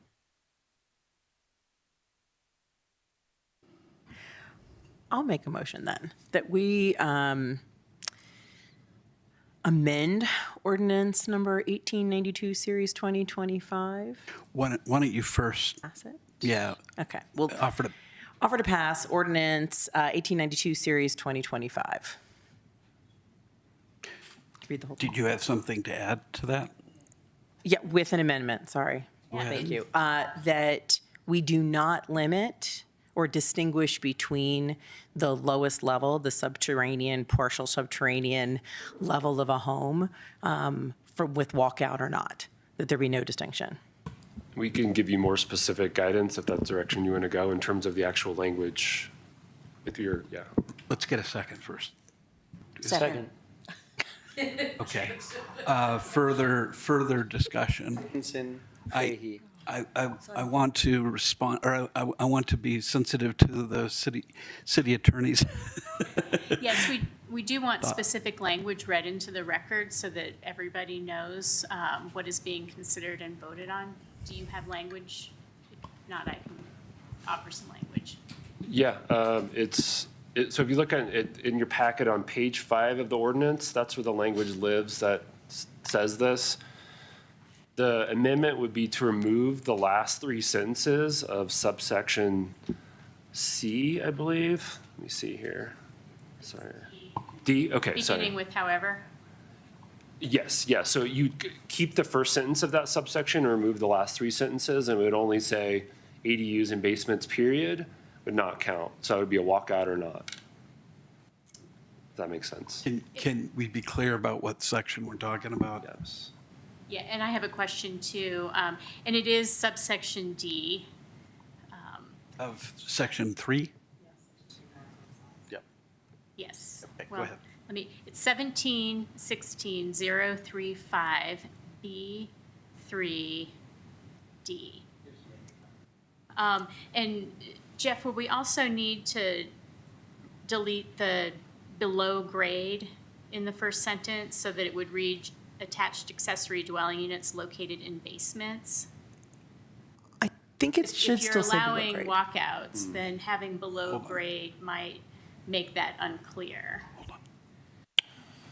I don't know, whatever you think would be the strongest to administer, I think both could work. Yeah, I mean, I think my preference would be that we also delete below grade. If the purpose of the motion is to just allow ADUs without any size limitation in basements, whether they are walkout or not. But the intention is still that they are still at least partially subterranean. It's not meant to be that like, oh, there's a basement that's 2 feet below the ground and 8 feet above, but we're calling it a basement. It should be the intent of a, subterranean space, like the foundational empty space below a home. It's just that depending on how the grade of the lot is, if it does have an exterior access walkout, it should not be excluded, but it still should be a subterranean or below grade, or at least partial. Maybe it can say that it would be a partially below grade or partial. It shouldn't be completely excluded. Right, so we do not have a definition of basement in our zoning code. So I think it might be something, we're not prepared tonight to actually have that, or at least at this moment, we could. So I think we could go by common definitions. And if that is an issue, we can come back with further amendments. Maybe one way to do it, if the city attorney is comfortable with that. Or we could come up with a definition. If you wanted, I would maybe recommend taking a 5 to 10 minute recess, and we could try to come up with a common definition. We're going to be taking a break shortly. Before we do that, Councilmember Hefner shot up his hand, and I think he's got an idea. I was just going to say, I think the problem with the grade piece is if it's a walkout basement, part of it is below grade and part of it is at grade. It has to be for you to walk out of it. I have some language here on the date cutoff idea. I wasn't sure if we had support for that, but I'd be happy to read my date cutoff language, which I think dispenses with the need to deal with above or below grade.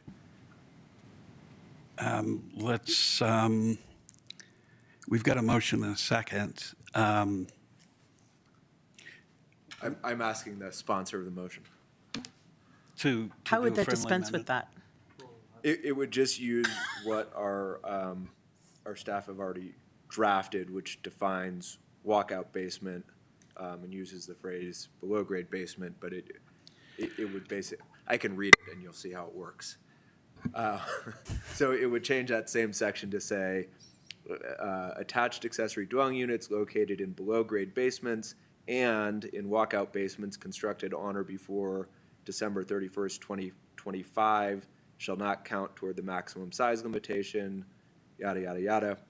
However, attached accessory dwelling units located in walkout basements constructed on or after January 1st, 2026 shall be subject to the maximum size limitations, et cetera, et cetera, et cetera, for the purposes of this section of walkout basement, and then it goes on to define walkout basement. I like that language, and that does make sense. I would either want to kind of build on Councilmember Hamilton's point of the Marshall Fire rebuilds and put an exception for the Marshall Fire rebuild, or extend that date from 25 to 27.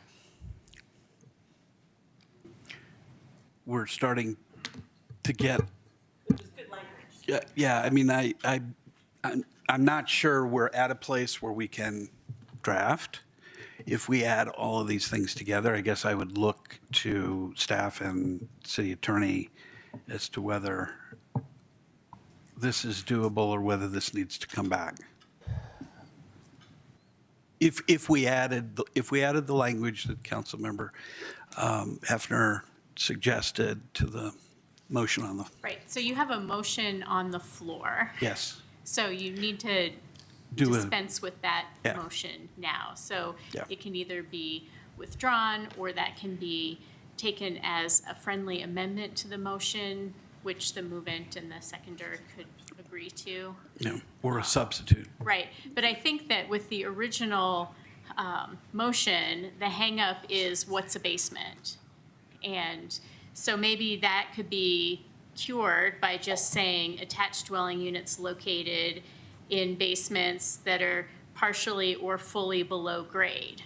Perfect. I accept that. And then the last two sentences beginning with however would be deleted. I would accept that. I would accept that. Okay. When it comes to the timing, I don't find that necessary. I would not accept that.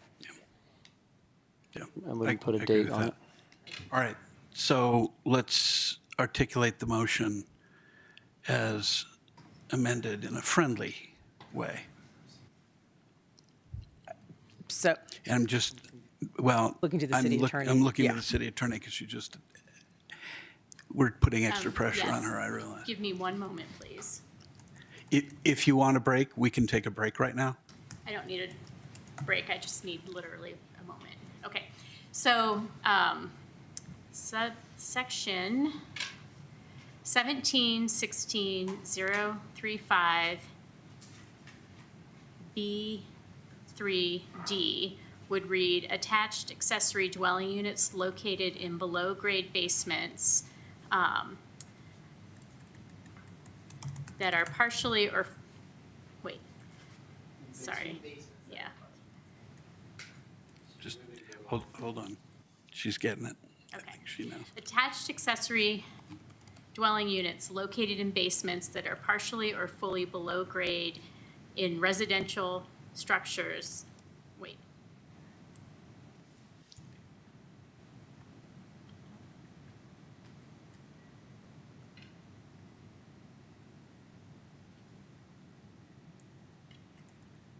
Okay. Last time. Attached accessory dwelling units located in basements that are partially or fully below grade shall not count toward the maximum size limitations in this subsection 3 period. Rest deleted. Thank you. I accept that. Okay. Any further comment on the motion? Yes. Yeah, Councilmember I'll Hefner. just, I support it, and, I mean, I think it's a substantial broadening of what we're doing, right? As long as your ground floor is a couple feet below grade, you can have basically unlimited size. It's an exception to the size. I think that's great, but I just want to be clear, that's what we're all trying to do. I had similar concern, but I'm fortified by the fact that, like, the building itself, the home itself has a limit of total size. Like, it doesn't mean suddenly you can build unlimited size house. It still has to be the right size house for the lot. It's just the way in which you're using it is not as limited. So I hear it and I'm fine with it.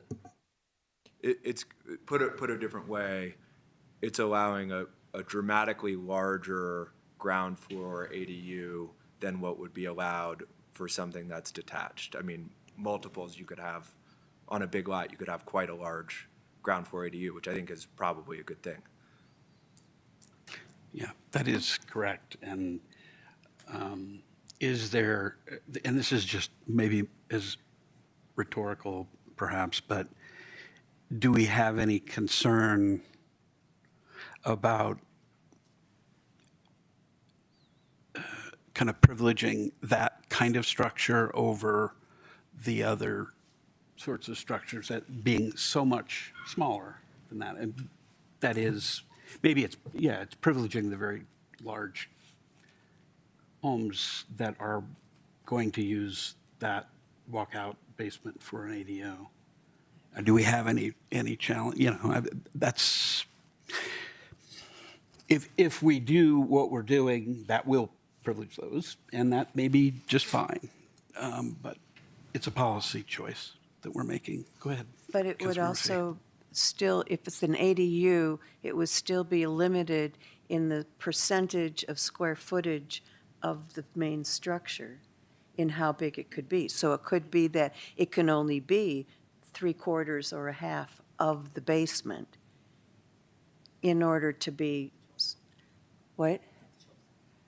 Right, like you're Of saying. the this- total of the square total square footage footage of of the the house. property, right. Right.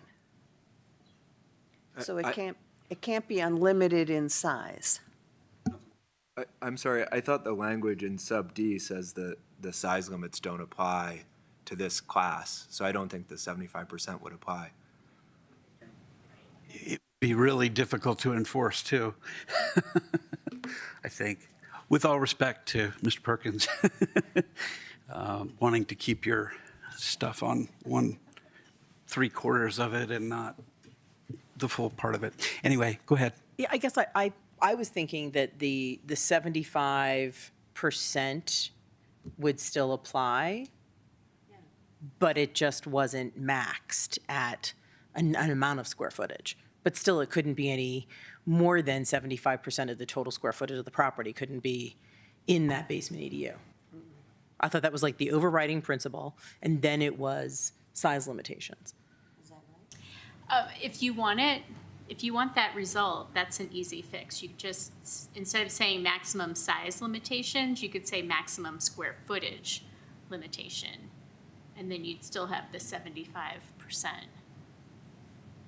I like that because that doesn't allow for then somebody to have a 2,500 square foot basement, and which I have no idea how this happens, but then you end up with only like 1,500 above it. I don't even know how that would be possible to have this, but just in case you've got this, I don't know what this, I kind of feel the same way, yeah.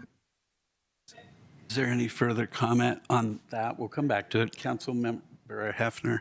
Yeah, I mean, look, I would just say I think we're headed in the right direction. For my money, I would probably get rid of the size limits on detached as well. If it's just like, we're going to allow you to build what you could build on the lot anyway, right? And you can build that second garage. It's only an ADU if you add a stove to it, right? If you add a kitchen to the huge garage, it becomes an ADU. You'd be allowed to build it otherwise.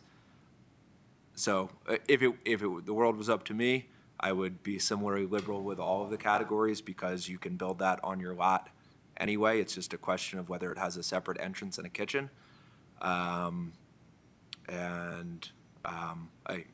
Anyway, I think that's my point. I'm happy we'll liberalize it for the ground floor ADUs. I do think it sort of gives those a weird incentive that the other ones don't get, but I can live with it.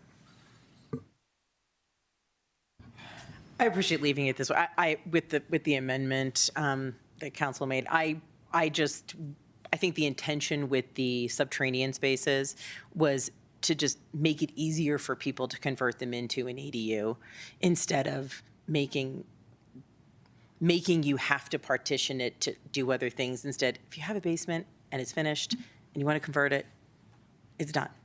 I just don't want to make it harder for people who already have that. We're making all these assumptions that people are going to start with nothing and build something. My thought is, what if somebody has something and they want to make it into just a little bit more of something? So let's not make it harder by putting restrictions, and now they've got a finished basement that now some of it can't be an ADU. Let's just let them have it as their ADU if it's already done and they want it to be. So I like what we have done, changing the language to allow for the subterranean space or partially subterranean space. I think that's perfect. Councilmember. I move to end debate. Yeah. Second. Are you sure?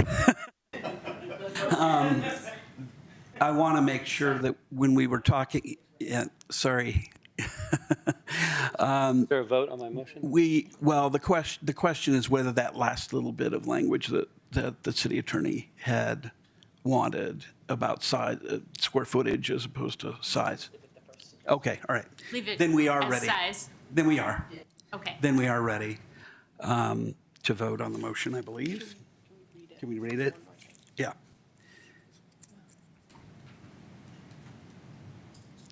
Oh, you want me to read it again? Yes, Please. please. Okay. I'm just reverting back. Okay, so the subsection D would read, if the motion is approved, attached accessory dwelling units located in basements that are partially or fully below grade shall not count toward the maximum size limitations in this subsection 3. Okay, so it's passing the ordinance with that amended language is what the motion is on the table. All right, let's take a roll call vote. Excuse me, yeah, roll call, please. Councilmember Cooperman, Yes. Councilmember Kern, Yes. Mayor Pro Tem Dickinson, Yes. Mayor Lay, Yes. Councilmember Hamilton, Yes. Councilmember Fahey, Yes. Councilmember Hefner. Yes. Good. Thank you all for the patience. Thanks for, and then now let's go to ordinance number 1892. Excuse me, never mind. Never mind. We are done, and let's take a break until 8:10. Just before we do that, any question about completing the matters that we have before us? Or any concern about that? Okay, let's take the break. Thank you.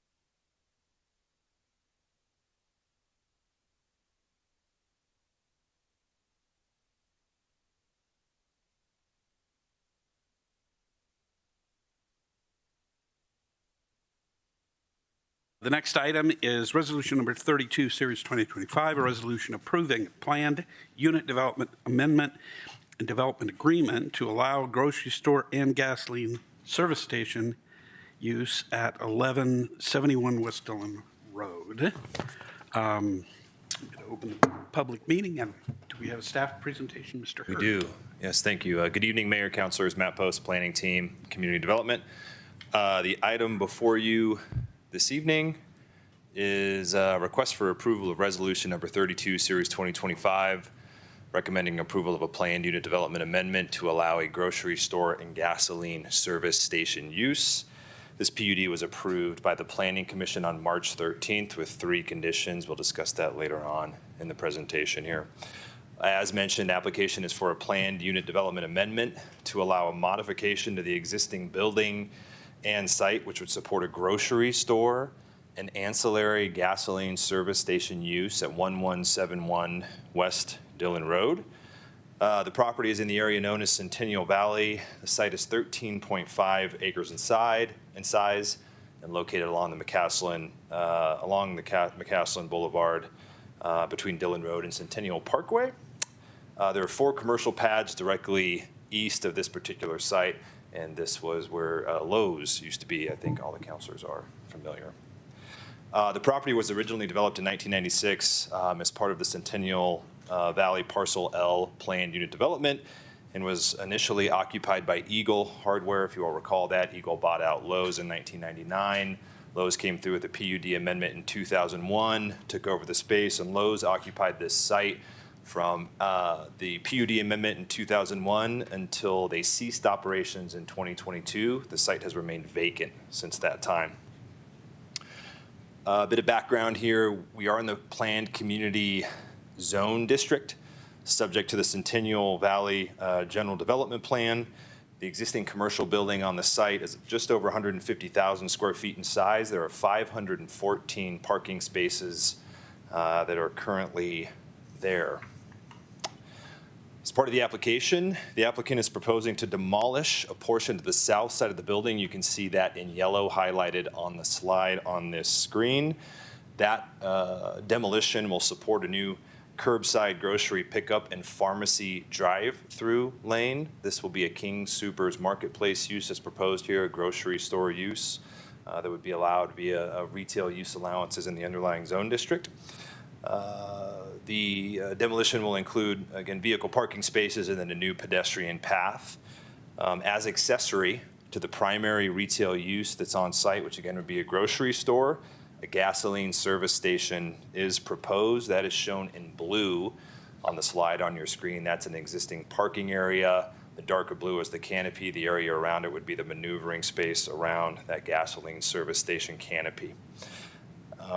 The fueling service station will include 5 pump islands and 10 gasoline service pumps. A quick note, a gasoline service station is permitted as an automobile service station use in the underlying planned community zone district. If you look in our use table, gasoline service stations are permitted as special review uses. This is a use by right in the planned community zone district, so no special review use accompanies this particular application. The applicant is proposing 433 vehicle parking spaces, and that's a reduction from the 514 that are currently on site. 23 bicycle parking spaces are proposed. The applicant has requested a parking reduction with this application. We'll cover that in later slides. And there's just staff analysis. As the council are aware, we utilize commercial development design standards and guidelines, the formal review, as well as our Louisville Municipal Code general regulations, including our PUD review criteria, which are included as an amendment to the staff packet. Grocery store use is permitted, again, as a retail business in the planned community commercial zone district. And under that same provision, the gasoline service station is permitted as an automobile service use. It's important to note that although it is a use by right, gasoline service stations are still subject to the supplemental standards or the performance standards that apply to gasoline service stations, and that limitation on gasoline service stations, although there is a caveat based on a single use retailer that we'll discuss further here. And so in that gasoline service station supplemental standard section, the code limits the number of gasoline service stations to 6 citywide, except that 7 may be allowed when 1 additional station is proposed as accessory to a single-use retail center of greater than 80,000 square feet. So you can see the map on the slide here on screen. We have 5 existing gasoline service stations, King Soopers and Valero up on the South Boulder Road corridor, 7-Eleven on 96th, and then Conoco and Murphy's also on the McCaslin corridor, and you can see the proposed gasoline service station in yellow. So this particular proposal would push the total number of gasoline service stations to 6 in the city. The supplemental service standards also have a buffer provision or requirement that states that no gasoline service station shall be located within 1,000 feet of another gasoline service station, except that requirement is waived when that gasoline service station is accessory to a single-use retailer with a primary use of greater than 80,000 square feet. So this particular proposal is exempt from the 1,000-foot buffer requirement based on that supplemental language. Moving on to the analysis here in regard to modifications to the building.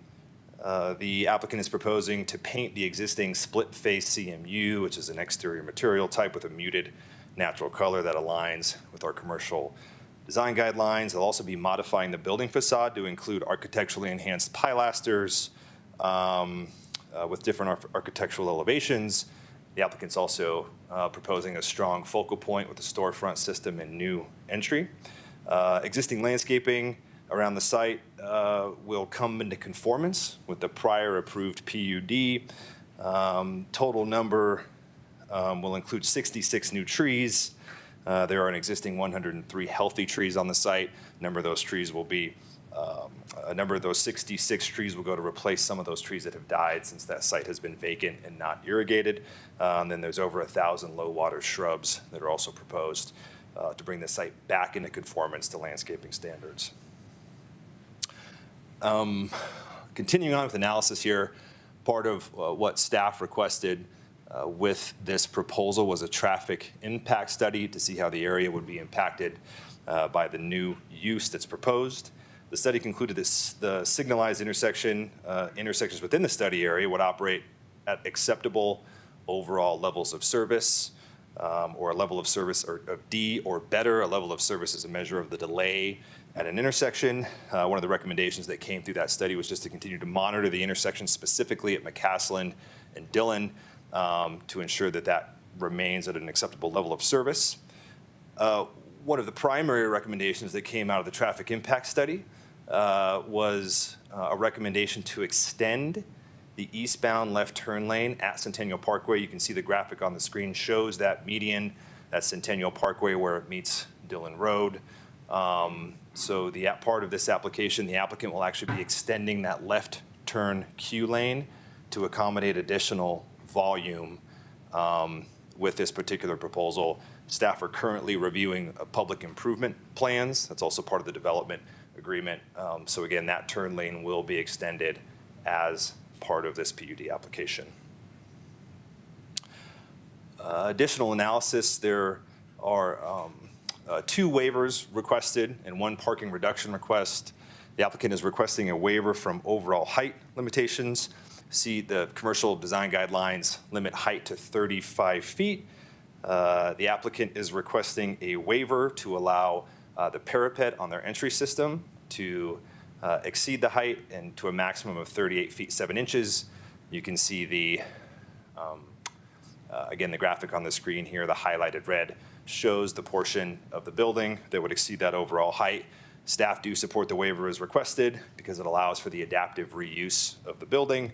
That also contributes to the enhanced architectural design required by the commercial design guidelines, and the overall impact is minimized just based on the overall size of the site and the building's location on the site.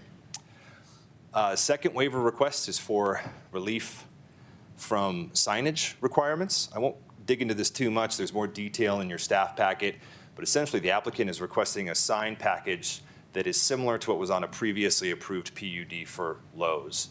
The signage as proposed here allows more flexibility and visibility and includes relief requests from an electronic message sign on the canopy of the gasoline service station, advertisement of their pickup location for grocery store pickup, and then obviously a larger wall sign facing interior to the site to McCaslin Boulevard. Again, staff support this request just based on the overall size of the site, 13.5 acres. It's accessed from multiple points around Dillon, Century Place, McCaslin Boulevard, and then Centennial Parkway as well. So again, staff support the request for waivers. Additional detail in the staff packet, I'm happy to cover that if council has any questions, but it is similar to what was previously approved on the Lowe's planned unit development for their sign waiver packages. Again, considering the sign waiver here, the applicant provided some renderings about that show what those sign waivers would look like. So you can see that primary wall sign at the main entrance, which is common of King Supers and King Supers marketplaces, and then the advertisement of the pickup area and the signage for pickup that would technically be considered signage, again, in our sign code and the application of our sign code. Also part of this application is the parking reduction request. The commercial design standards actually require 4.5 spaces per 1,000 square feet of retail area provided. Utilizing the revised building area and the demolition on the south side, the applicant would actually be required to provide 614 parking spaces based on our commercial design standards here. There are an existing 514 spaces there. And so with the addition of the gasoline service station, the total number of spaces has been reduced to 433 based on discussions with the applicant regarding the nature of their business, hours of operation, customer flow, and then including the evolving shopping habits of consumers, which include that curbside pickup area, delivery services included. Staff find that the proposed number of spaces at 433 adequately serve the use, and we support the request for reduced parking on site, so 433 overall spaces. With that, staff do recommend approval of resolution number 32, series 2025, recommending approval of this PUD to allow a grocery store and gasoline service station use with the following condition. The condition states that the applicant shall include landscape screening on the property boundary of 585 South McCaslin Boulevard. That's Murphy's Tap House. The Planning Commission hearing, the owner of Murphy's Tap House testified that he was concerned about the visual impact of the gasoline fueling station or the fueling service station on the beer garden outdoor dining area. The Planning Commission requested a condition to further screen that property boundary with landscaping. Subsequent to the publication of your staff packet, the applicant actually provided me an agreement or an email between Murphy's Tap House and Kroger. Kroger will work with the owner of Murphy's Tap House to actually screen the use on the Murphy's Tap House site. That screening will also include additional landscaping per the communication that was provided. So staff recommend maintaining the condition as is proposed tonight. But again, there has been agreement and consensus between the two property owners.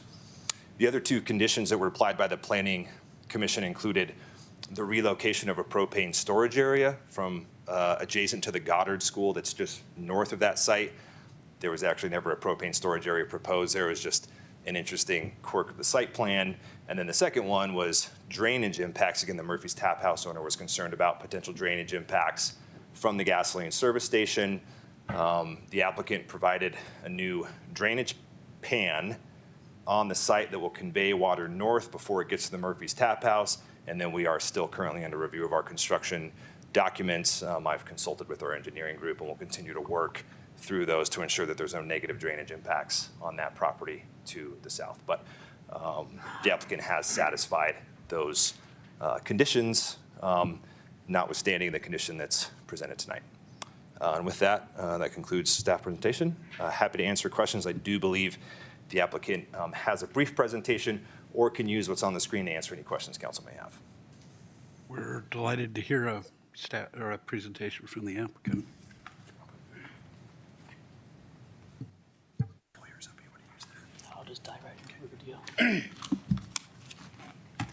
Hello, good evening, council and mayor. My name is Dan Kraus with Galloway. Wanted to thank staff and everybody, especially Matt Post, for the help that we've had so far working on this project. It's been an incredible asset to us to get us this far this quick. Second, another stellar presentation from Matt. We do have slides prepared and we're available to answer questions, but we don't feel that we have anything right now to clarify after Matt's presentation. But if you do have any questions, Galloway is present, as well as the architecture team from NAOS and King Soopers, if anybody has any questions. Well, why don't we open it up to council for, actually, let's wait on the questions. Sure. Let's go to public comment first. Thank you. Again, folks can speak up to 3 minutes if they like. Do we have anybody? Okay. Looks like we have one online. Yeah. Up first is Jesse Delaplane. Hi, I'm Jessie Delaplane, and I'm in Louisville off of Dyer Road. And looking through the plan, I have some questions or would hope there be additional conditions for the traffic study that I guess I noticed the traffic study only evaluated as far west as Century Place. However, I would like to see that traffic study evaluate all the way to the next street, which is Century Parkway, I think, which connects, or sorry, Centennial Parkway, that connects South Centennial Parkway with Dillon. I know from experience that we get excessive traffic up Dyer Road with people, not turning around because it's a dead end. So they race up Dyer Road, sometimes thinking they can make it to 36, sometimes not, racing back down the road. And there's not really adequate signage to indicate that that's a dead end. And I think that bringing in the King Soopers would probably bring in additional traffic and additional people heading west. And so I'd like to see some conditions or additional traffic study to evaluate further west at the intersection of Centennial Parkway with Dillon, which is essentially the west side behind Home Depot. There's definitely a lot of traffic that heads that direction. And I think increased signage to indicate no 36 access, residential street, and dead end would be extremely helpful to reduce the impact of the traffic that we see on a daily basis on that residential street. And it's a Marshall Fire, impacted area, recovery area, and so the additional traffic has also been difficult. Yes, those are my comments. Thank you, Jesse. If you can fill out a card with, they're right outside the chambers here. And just,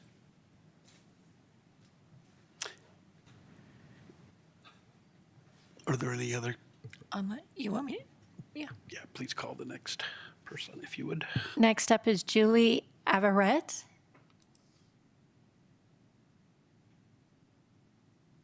Hi, I just wanted to clarify, my husband and I are the owners of the Goddard School, so there will not be propane storage near where our playground is. I just wanted to clarify that.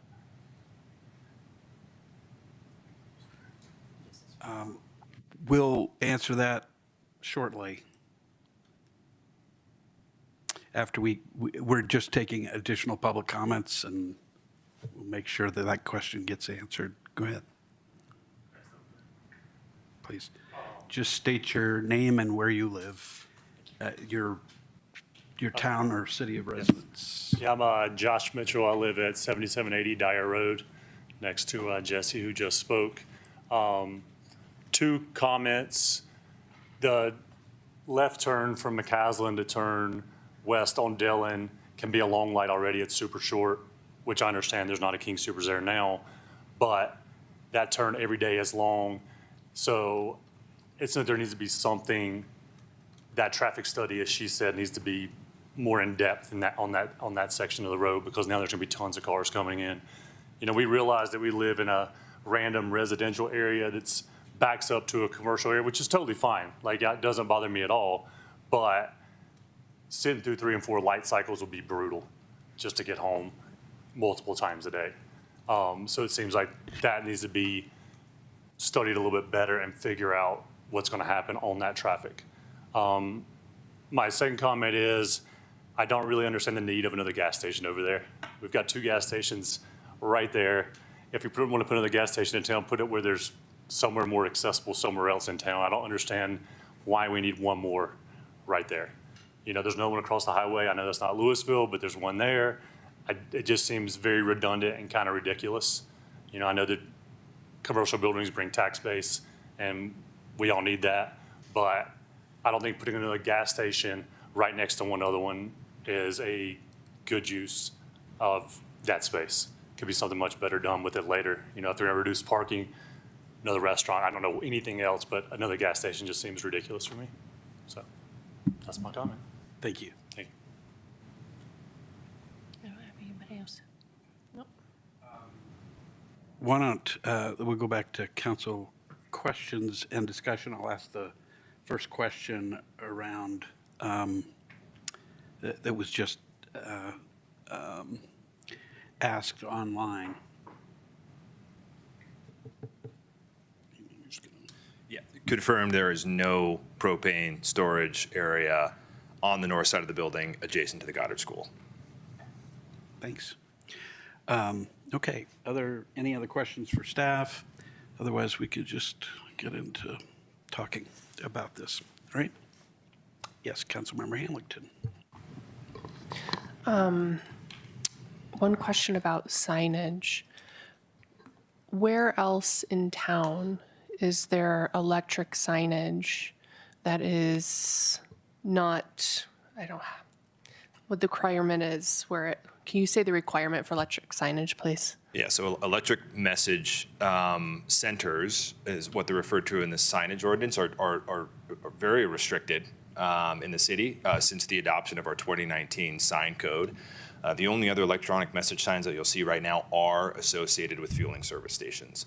So 7-Eleven on 96th, I believe Murphy's has one. So this particular proposal also includes modification to the monument signs that are on I'll let the applicant chime in as well, but on, I believe, the north side and south side of the site to advertise pricing. And then a canopy sign that would also be an electronic message sign on the south side of the canopy facing Dillon Road, again, for the folks that are coming northbound on McCaslin and then on Dillon Road. So yeah. Okay, and then where else in town is there a canopy sign like that? I don't believe there is. I'm not aware of another canopy sign in town where that exists. Just another clarifying question based on the question that was just asked. Are there other places, are there other gas stations in town that have 2 electric message signs? I don't believe so, no. Because this one would be 2. Correct, yeah. Okay. Yep. Councilmember Cooperman. Just to quickly follow up on that. So as I understand, a freestanding electric sign is allowed in our code, right? Yes. And it's the canopy one, which is that requires a waiver. Yeah, that's absolutely right. The canopy EMC would require the waiver. Okay. And there is one at the other King Soopers, because I went by it today, just to be clear. Oh, there is. And thank you for clarifying that. That was likely established prior to the adoption of the current sign code that restricts EMC signs. So we would call that a non-conforming sign. Other questions or comments here? Yeah. So thank you. I wanted to kind of follow up on some of the resident concerns and comments on the traffic study and the nature of it, the expansive nature, refiguring Dillon, the turns. I'm obviously the left turn onto Dillon has already been thought through, but what about that left turn from McCaslin onto Dillon that's coming from 36? that is already quite busy. It's not just for the residents. I would imagine that the retailer would also not want people to have to sit through many light cycles. That tends to deter business. You would want them to get through intersections as quick as possible to get in and do their shopping. So I'm curious about that. And if this is on the city or how we work with this, to add some additional signage on Dillon where it kind of turns into or dead ends into Dyer. Because I would agree. I think if you're not local and you don't drive this regularly, that can be very confusing for people to understand that that isn't anything. That just goes into a dead-end residential community. In fact, it doesn't even become, at some point it ends up being not paved even anymore. It's probably most people's signal to turn around. So I'm hoping that maybe there'll be better directional signage coming out of King Soopers saying to people like 36, residential and Home Depot, and I don't know, or something that just indicates to people that they have to be turning at Home Depot to either go left or right instead of continuing down into a dead-end residential community, because I think that would be confusing. Yeah, I had an architectural question, but I don't think we're there yet, so. I'll start with the first question, and that's regarding, I think, the level of service at McCaslin and Dillon. And so part of the recommendation that came out of the traffic study was to continue to monitor that intersection to ensure it maintains an appropriate level of service. I'll let the applicant's traffic engineer speak more about this, but again, it's currently operating, I believe, at a level of service D, which is an acceptable delay at that signalized intersection. I think you also have two relatively long queuing left turn lanes at that location. So that recommendation is part of the traffic study, but again, I'll let the applicant's traffic engineer discuss that. In regard to the Dyer Road piece, the applicant can absolutely pursue directional signage that we can allow. That I'd have to look at the sign code, but I believe some forms of directional signage aren't regulated necessarily. If they're just directing traffic, we would consider it like a de minimis sign, right? That may just be allowed, but I'd have to analyze that more to give you an appropriate answer on it. Councilmember Fahey. Following up on the traffic and getting in and out of there, is there any effort to direct traffic to go in on and out on Cherry rather than Dillon? I don't believe there is, but we'd have to ask the traffic engineer about their assumptions and their models with the traffic study. Okay, because that would come in at the north end of the parking lot, so. Other questions? Yes, Councilmember Cooperman. I have a few questions. One question, we don't require any kind of special review for a drive-through, do we? We do not, no. Yeah, for drive-through use, no. Okay, that's fine. And then there was a mention about pedestrian improvements near the proposed fueling station. Could you just point those out to me? Yeah, absolutely. If I can share the screen again, Jenny.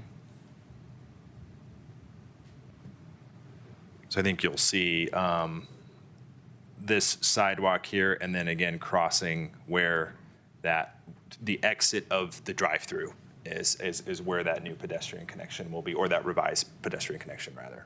Okay, thank you. And then another question: is it proposed to install any new lighting on the site? We'd have to ask the applicant about the lighting. I can tell you that there is a photometric sheet that's associated with the PUD that meets all of our lighting standards right now for the commercial district. I do believe they have specs for new lighting on there as well, yes. But it satisfies all of our standards in the CDDSG at the moment. Right, okay. I'm curious if there is new lighting, whether it's full cutoff and whether it has warm temperatures, but. I can review the PUD for you if that's okay, and tell you where it's at if that's okay. Yeah. Okay. Let's see. I thought I had another question or two. Yeah. So the extension of is it the right turn lane on Is that correct? From Centennial onto McCaslin? The left turn lane. Sorry. That would be that northbound, eastbound on Centennial Parkway that would be turning northbound on McCaslin. It's this queuing lane here. Okay, got it. No, that's helpful, thank you. I realized I didn't have a question. One other question, so I think there's some on-street parking around the site. And I'm just kind of curious, given the parking waiver, if we have any expectations around the usage of that on-street parking or any concerns about it or not. Staff didn't consider on-street parking. I'm assuming you're referring to Century Place that's to the west side? Yeah, of the on site. Centennial Parkway, I believe there's also some. And further up Centennial Parkway as well. We didn't consider off-street parking at all in our analysis, and the applicant indicated that their proposed number of spaces was sufficient to serve the business. Okay, that's fine too. Sorry, a couple more.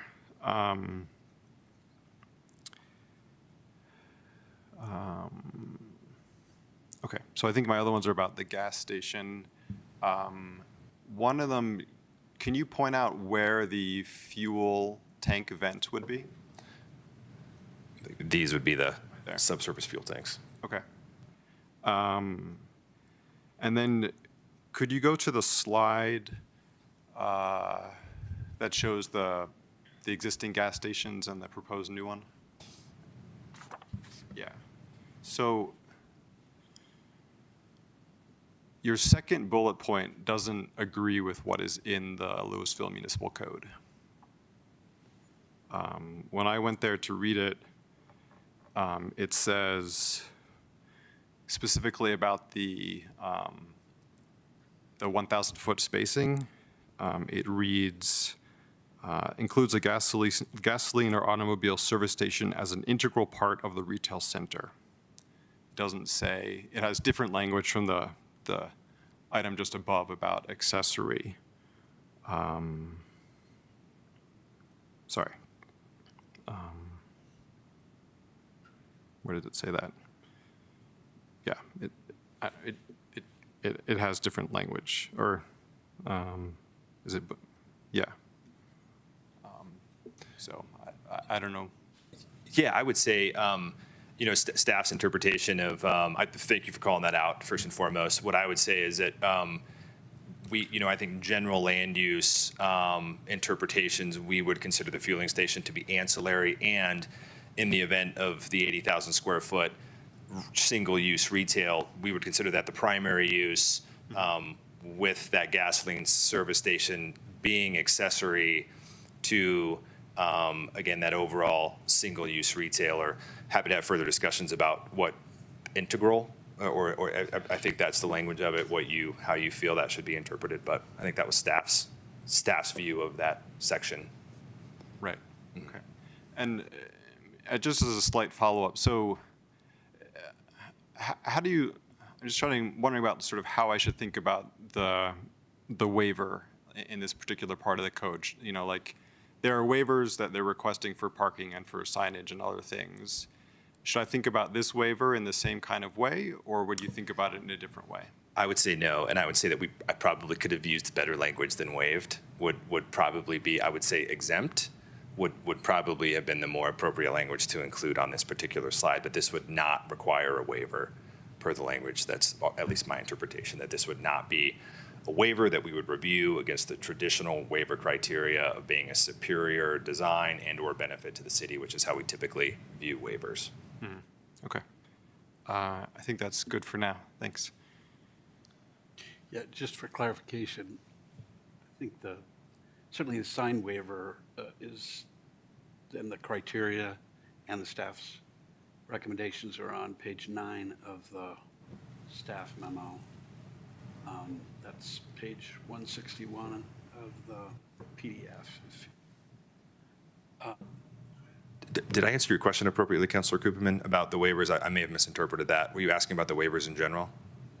Or were you asking about the language on bullet point 2? I was asking about, I mean, the language in the code does say this requirement may be waived if the proposed gas station, blah, blah, blah. So, the code uses the terminology waiver, and I'm just wondering if I should think about that section of code in this, or that type of waiver as, in the same way as I think about, say, waiving the sign code for. Yeah. Yeah, we haven't interpreted that to mean the same as waived and waiver in this instance. Right. Okay, thank you. I'm not sure I understood that. So the exemption from the 1,000-foot spacing does not require a waiver. However, I think the language of that section of code specifically uses the term waived. It's saying that if it's ancillary or integrated into a single-use retailer, the spacing requirement is waived. Again, that's not actually a waiver that we're requiring. It's just embedded in the ordinance. This particular fueling service station is exempt from the 1,000-foot spacing.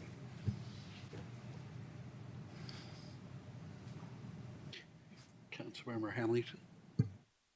Thank you, Mayor. So how have you thought about pedestrian traffic from, I'm thinking where the bus station and the Cinnabre and future CU housing, family-oriented housing, graduate student-oriented housing? How do you envision those folks moving there? Because they will not go down to the stoplight and cross the road and go back up. I'll just add that there's a lot of thought to that question going into the comprehensive plan. So there's a lot of contemplation of how to connect the CU property to this property and other development to the north. So there's not a specific improvement called for, but it's definitely something that through the comprehensive plan, we want to identify a future project when the CU development comes in to enhance that connection. So help me to understand what the responsibility is of a developer in this scenario, right? When Yeah, future planning's still underway. Yeah, typically, a development like this, we're looking for the developer to make improvements within their property boundary especially. The greater infrastructure outside of their property boundary, not exclusively, but typically is done by a separate process. What's different is if you identify something through a traffic study, like the turn lane, to maintain level of service. So traditionally, we'll ask a developer to make those types of improvements. But more of these regional kind of multimodal connections that we want to promote, that's probably going to be a separate process, is how we would typically do it. Okay, that's helpful. Thank you both. Councilmember Hefner. Yeah, just one question from me, which is, can you, or maybe the city attorney can help us step through, how does the development agreement get filled in terms of the exhibits? Who does that? Who approves it, and so on? Yeah, absolutely. So we are still working through cost estimates and the public improvement requirements. And so those are currently under review. Once our public works team and our engineers have signed off on that, we'll record all those documents at once. So we'll take the approved public works documents that show those civil engineering plans with that associated cost estimate, attach that exhibit to the development agreement, and then record that when that is approved. So it's just a staff approval of the actual development agreement? It's a staff approval of the actual public improvement plans that are associated with the development agreement. The development agreement as it stands right now has been reviewed with references to the exhibit for the staff level approval of those public improvement plans.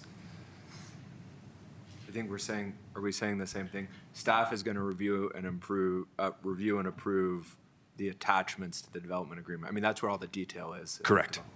Correct. Yeah. Okay. That's correct. Other questions? Go ahead, Councilmember Kerr. Thank you.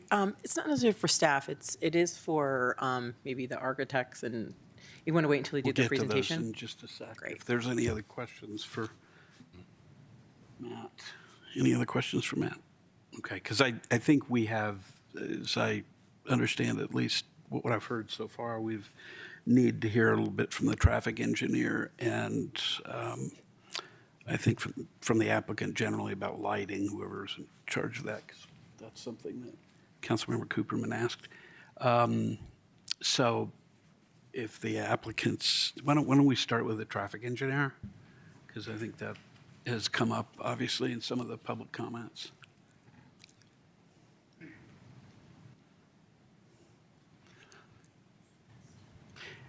So our traffic engineer is Brian Haran. He is attending virtually, so we'll get him patched in right now. Can you say that again? I didn't hear you. Our traffic engineer is Brian Haran, and he is on virtual. Oh, right, Brian, right. So we'll He's the one who's raised his hand. I think. Perfect. That's fine. Whoop. He's now gone. Good evening, council. Can you hear me? Yeah. Yes. I appreciate the opportunity to address some of the questions and happy to answer any additional. I'll start sort of on the west side of Dillon and work my way over to McCaslin. Just for a second, can we get that slide up on the other part of the screen, or is that not possible? I don't want to make things more complicated, but sometimes if we're talking about traffic, it's nice to have the layout. Yeah. I can do this slide on one screen and him on another screen. I can't split the screen. All right. You don't need to look at me. I can turn my video off. I appreciate that sacrifice. I would do the same. Go ahead. So I can't see what you all are looking at, but that would be a problem, probably. But I have a aerial I'm looking at, so hopefully we can talk through this. I'll say to address sort of the site trip comment on where we assign traffic. As a general rule, we want to assign traffic to any possible movement that might be made so that we can identify any problem areas, any opportunities for improvements. And then we, using engineering judgment, assign heavier volumes to those movements that are more likely. We try to take a conservative approach to make sure that we can identify any improvements, such as the eastbound left from Centennial onto McCaslin that was identified in the study. Additionally, as Matt mentioned, we identified opportunities for signal retiming at Dillon and McCaslin. So the comments from the public were noted in the traffic study. I'll also add that we've kind of along with or alongside this project, we've been working with staff to identify improvements along Dillon that wouldn't necessarily serve this project, but because it's in our study area, we're taking a look at the signal retiming as well as some other improvements that the town may want to consider.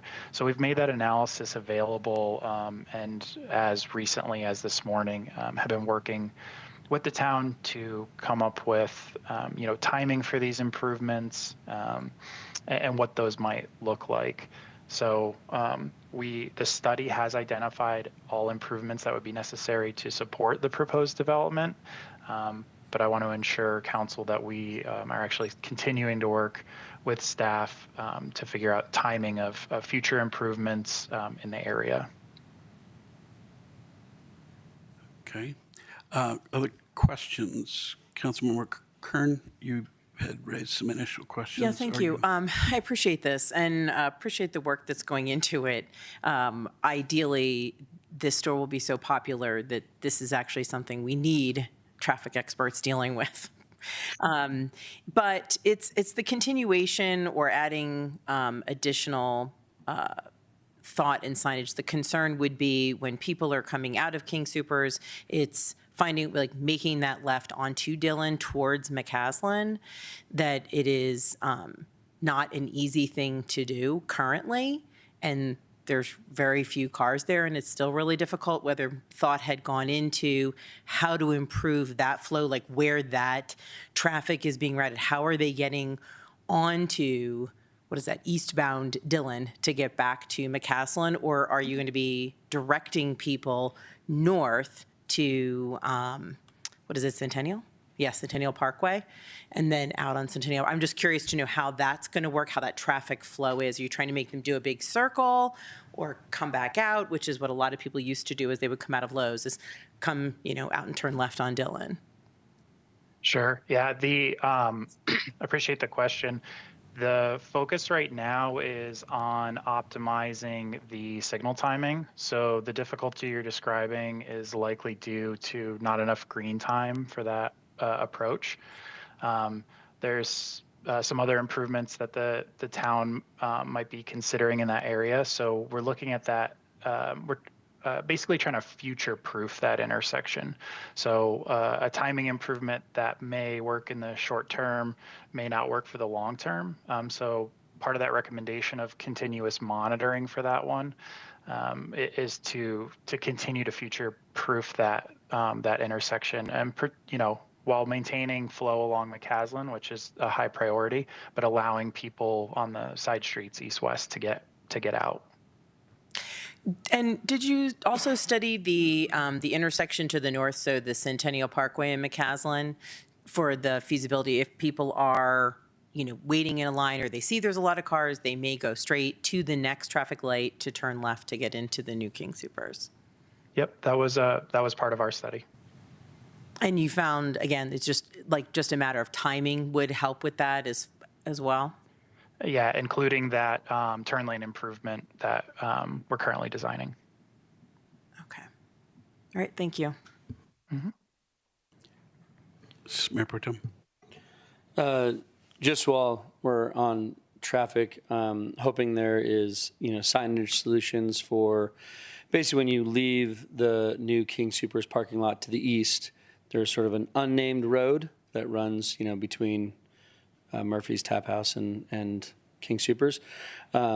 If you go southbound, you run into Dillon in the median and cannot turn left. You have to turn right and then a U-turn. It's a mess. So anytime, if I leave Murphy's, I haven't visited Lowe's for a while.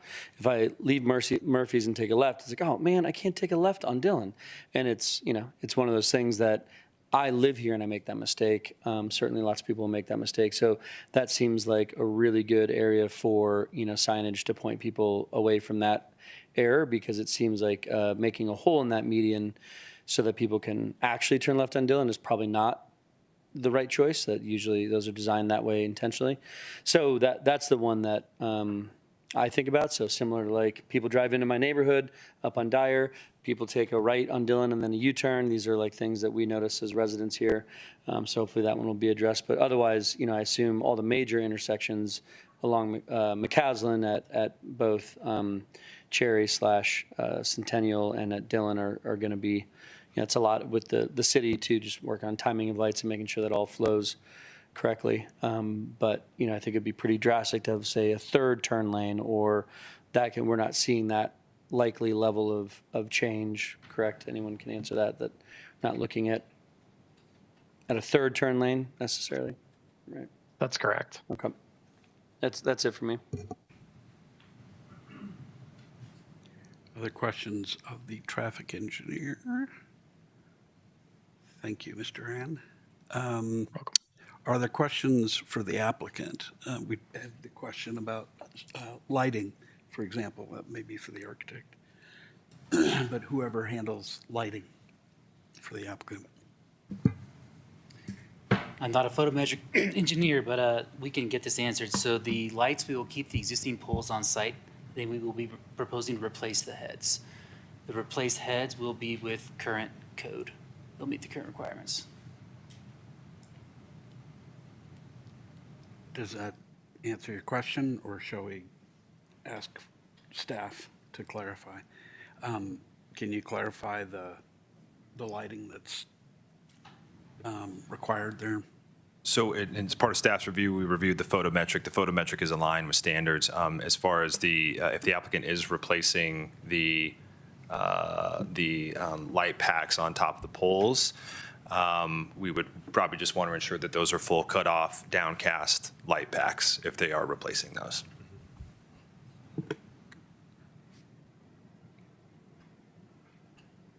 Councilmember Cooperman, does that address the question you had? Or? Yes, that does. Okay. Are there other questions that anybody has for the applicant? Yes, Councilmember Kern. Thank you.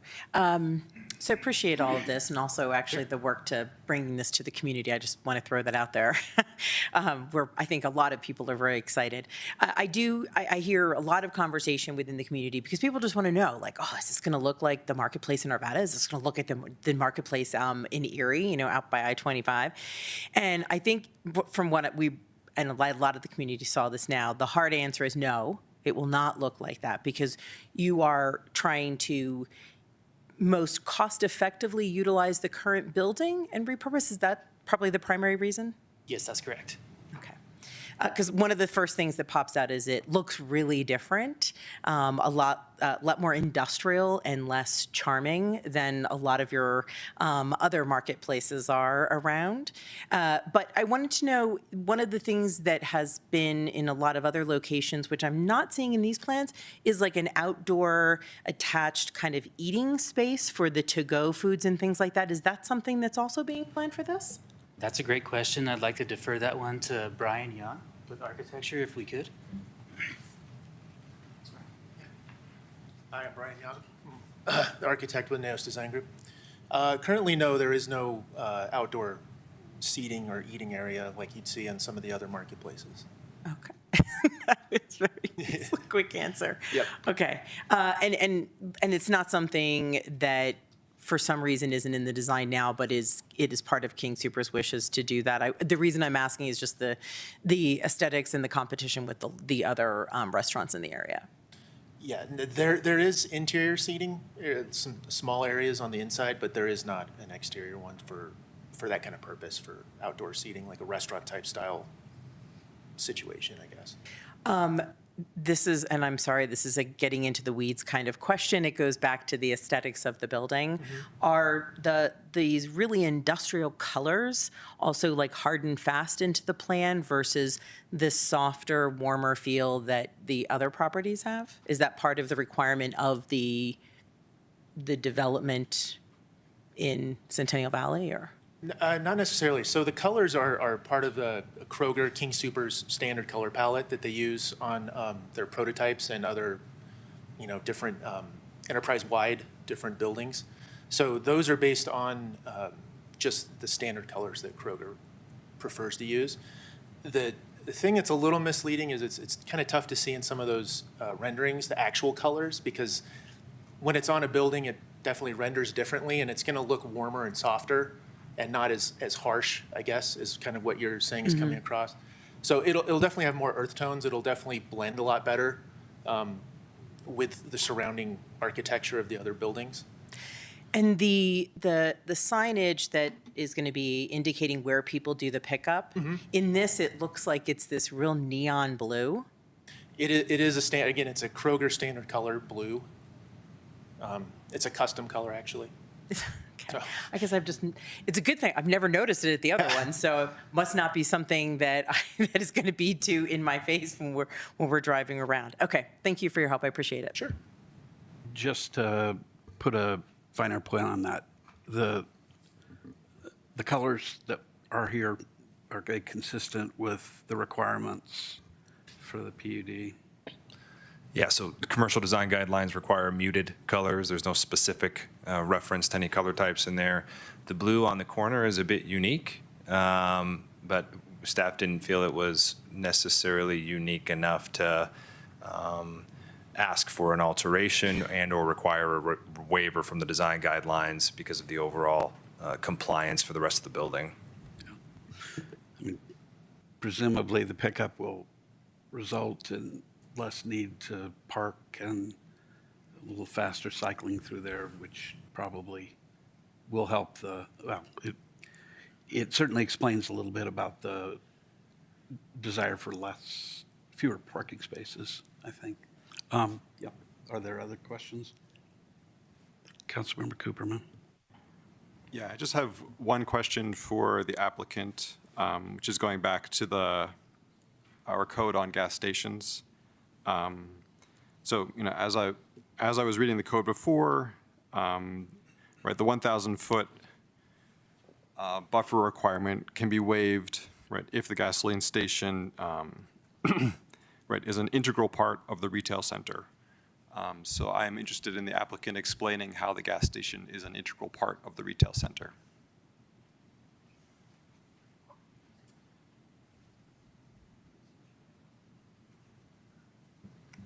Hi, good evening, Mayor and Council. Carl Schmidtlein with Galloway and Company. So the King Soopers fueling facility is, I guess, to help answer the question, it is truly part of the business associated with the grocery store. So they are tied in from a point of service perspective. Also the kiosk attendant is in direct communication constantly with the interior of the store. So as they need, breaks, whatever that might be, or assistance, they're in communication, or they send somebody from the store out to the kiosk to relieve them. But everything is centrally, I guess, ran, even all the compliance, the continuous 24-hour monitoring, even the video surveillance that they have underneath the canopy there, it is all tied back to the store. And then everything ties back to Kroger overall. So all the monitoring that they're doing with that fuel facility as well. But it truly is an accessory use. It's not operated separately by any means. It is operated by the same business. Yeah, if that helps to answer that. I mean, maybe I can just ask a more blunt question. I mean, so you came forward with an application that includes the fueling station. And so I assume that you didn't want to come forward, or you wouldn't come forward with a similar application that did not include it. That is correct. I would say any new stores being proposed within the Front Range area by King Soopers, I would say at this point 100% of those includes a fuel facility. For any stores that are located out there, they're always looking to add that accessory use. I don't know what that exact number is that do not have one at this time, but if I will say that if it doesn't have one nearby, they are always looking to add that. And it is because of the point system that works in association with the grocery store. Okay. Thank you very much. Thank you. All right. Any other questions? Why don't we take it back to council? Councilmember Hefner. Yeah, I'll be brief. I appreciate the detailed packet and presentations. I'm satisfied with the PUD application and ready to approve that. The one thing I'd like to raise for consideration is whether we approve the development agreement as it sits in our packet, which is missing the list of public improvements, or we ask for that to come back even on consent with the list appended. I'd personally like to see it. I don't think I'm going to have changes to it, but I would like to sort of see the entire development agreement once it's finished, and subject to any objections from our staff as to timing. That would be my request, and otherwise I'm happy with what's before us. Do you have any staff input on that suggestion? So I think the length of the lane is dictated in the traffic study, so it's really just getting the final design, engineering design elements down.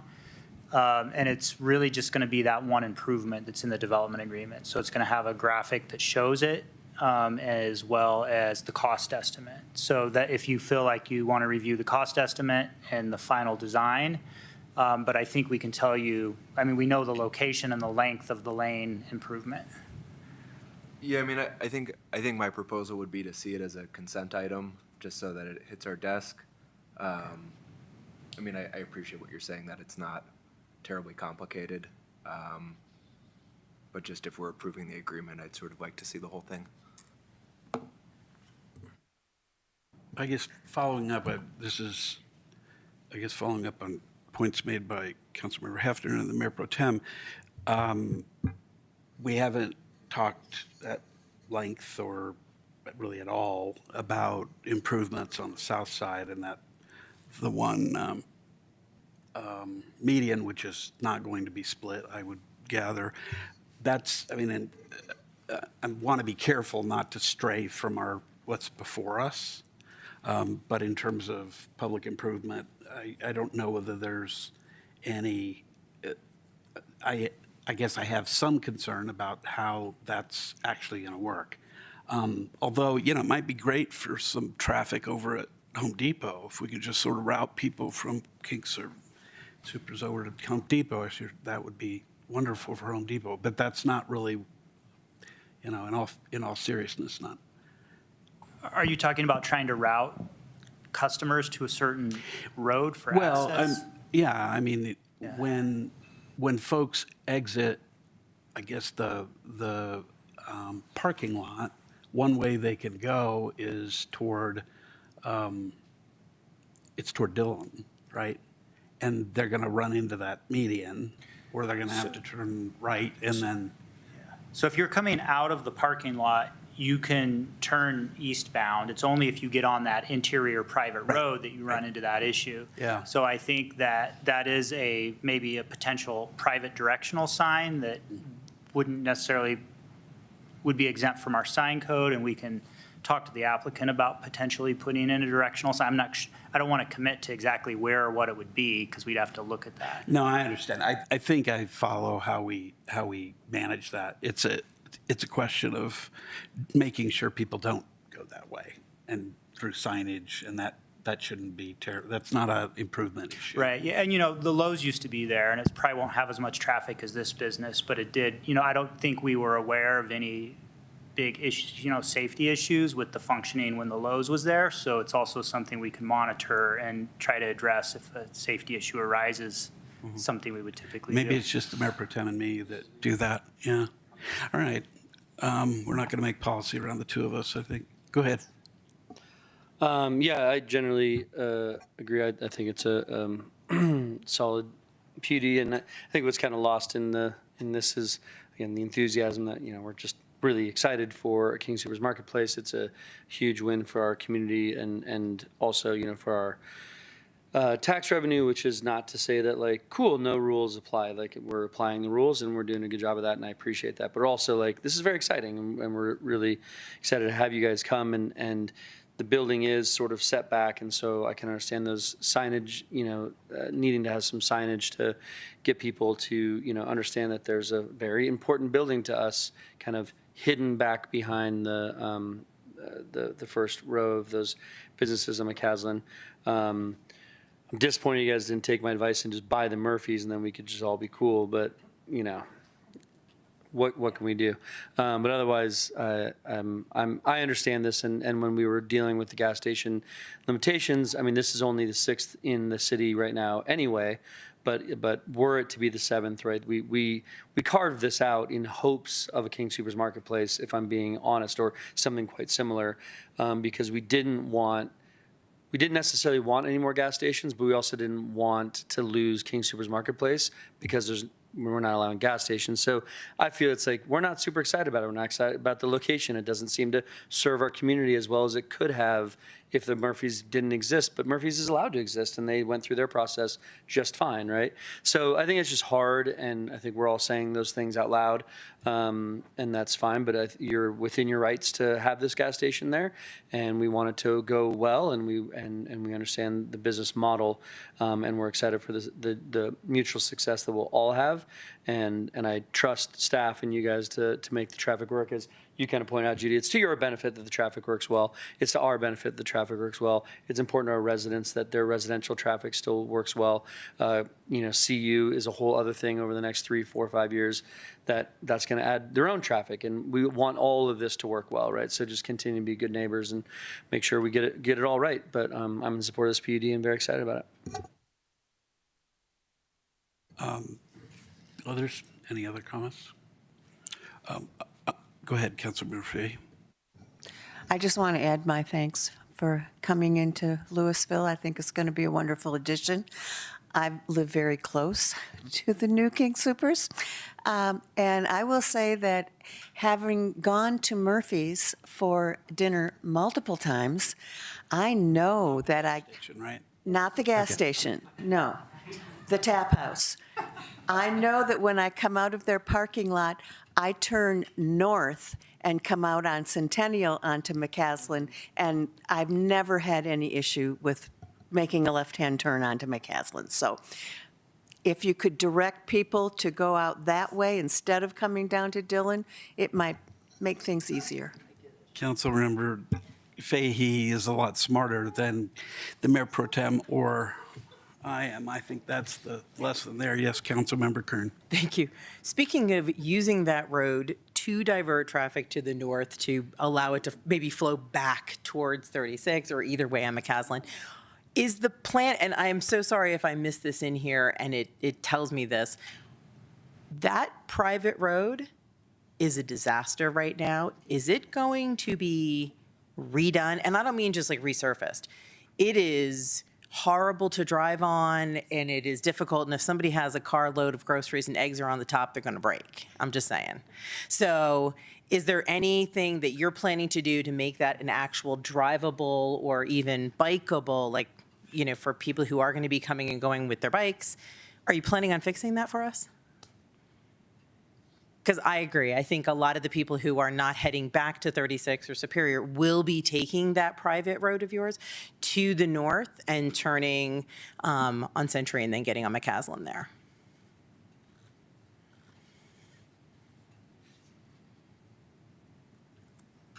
And we're talking about the road on the property. Yeah, the road that is literally in between Murphy's Tap House, Murphy's gas station, and your parking lot.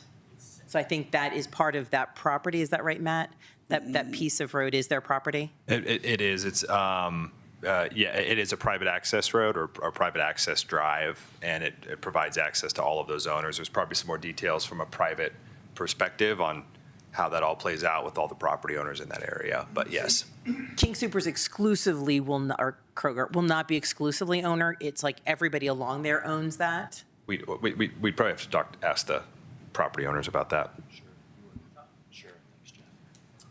Hi, Jeff Sheets with Coble and Company. That is a private drive, and it's actually all in, which was formerly the Lowe's property, which will now be the King Soopers property. There's a private set of declarations, and those declarations require that the property owner, now King Soopers, maintain that road and then bill back on a pro rata basis to the pads. So Lowe's was horrific in maintaining that road. Yes, sir, they were. Yes, and you can see that, and I can see that, and you can see it on that access road that goes out to McCaslin, and there's a little median there, and weeds as tall as I am.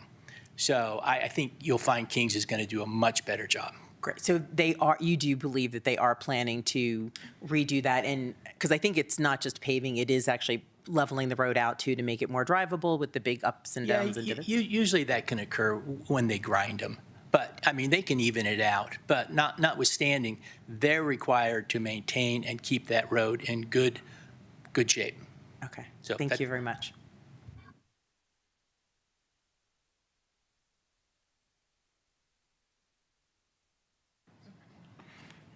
And I have one more question probably for staff.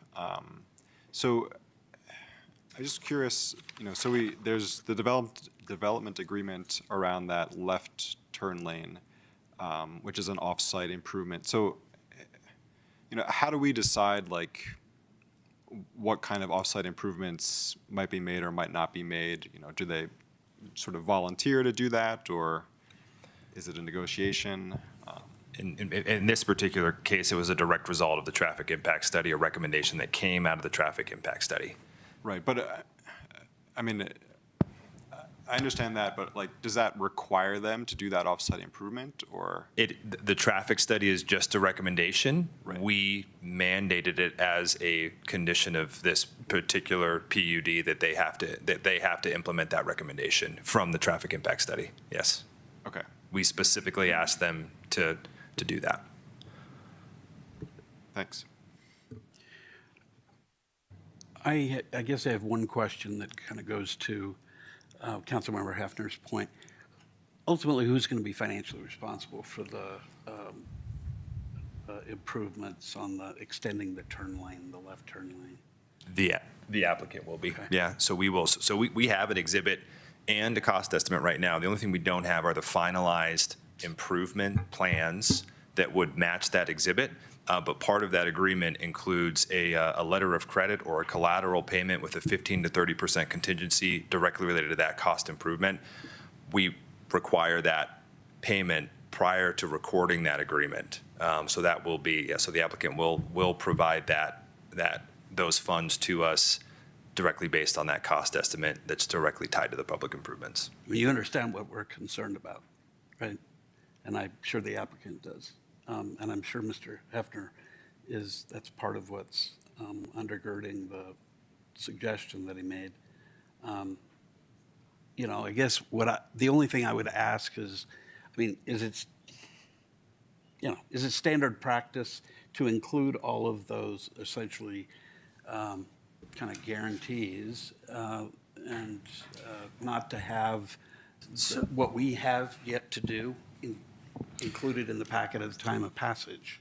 So I think the best practice is to have the exhibits and the cost estimates in the agreement. We put in the resolution that it's in a whereas clause that it would be deferred to the city engineer to make those final decisions. I would say that if you look back at how the city typically does this, that from time to time, we don't have final exhibits and it gets deferred to city engineer approval. I think we're trying to be more explicit. Maybe we didn't do quite as, and part of it too is timing. Like, we're always trying to get these applications in front of the city council as quickly as possible. That's a customer service thing as well. Sometimes it takes the Public Works Department, due to their workload, quite a long time to get through final engineering documents. It's a very different type of review. So we don't want to hold up these types of public hearings so that the applicant gets certainty to get those exhibits in. So we're always kind of struggling with getting final exhibits in, honestly.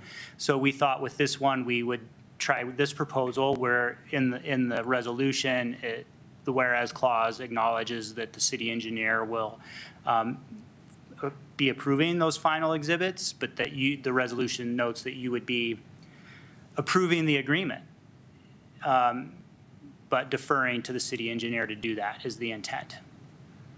In other words, it's not a condition in that,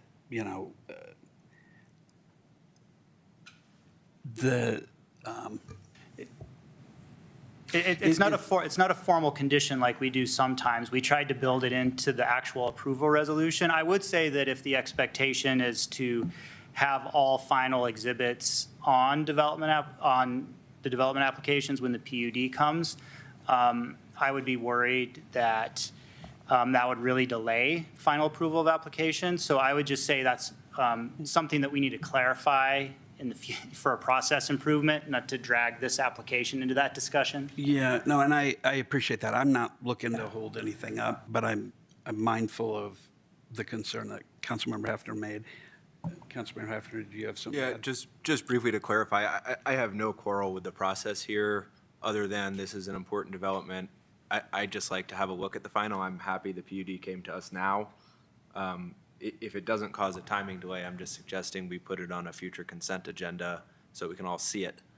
And that's the extent of my suggestion. I don't think we need to change our process. I don't think we need final engineering on every development agreement. Certainly, this is just an important one. Yeah, I would just ask, maybe for a point of clarification, is typically until we have we wouldn't record the PUD as well as the development agreement until it goes on consent. We'd also hold up recording the PUD, and I would just like to ask the applicant if there's any issues with recording, waiting to record the PUD, because this could take a month or two maybe to get final exhibits and cost estimates. I don't know, and I don't know if the recording of the PUD delay would cause an issue. What would the impact of that be if we did it that way? Sorry, I didn't mean to ask a question, Mr. Mayor. I meant to. You did a see nice if job. You wanted to ask No, you did a nice question. job. Thank you. Hi, Jeff Sheets again. I would encourage you not to delay it. King Soopers is anxious to pull permit and get this going as soon as they can. They've already submitted for their building permits, is my understanding. So, typically, these developer agreements, we look at very closely because they're tied to the PUDs. We can't get our PUD done until typically we do that. We're also issuing a letter of credit, which is very dear to us. So we're tracking these very closely. So I've been doing this for 40 years. I've never had a problem with this process. I mean, it works. And it allows the town to secure those improvements.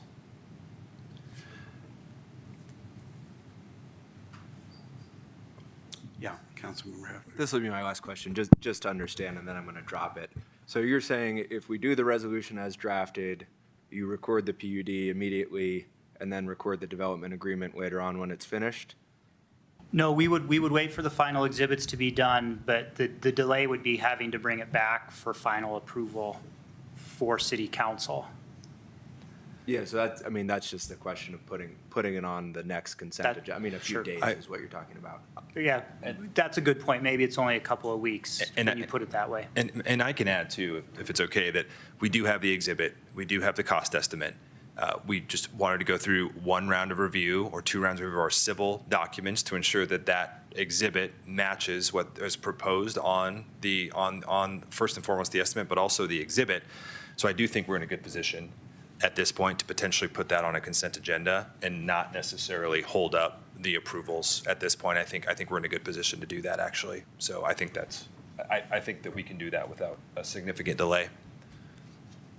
That certainly works for me. I'm definitely not looking to delay anything. All right, then. I am going to move to approve ordinance number 1890, resolution number 32, series 2025. And I think that includes, yep, go ahead. Mayor, may I read into the record the changes in the resolution? Yes. That are required to bring back the development agreement? Okay. Please. So the title will be revised to delete "and development agreement." The fourth and fifth recital will be deleted, both of which pertain to the development agreement.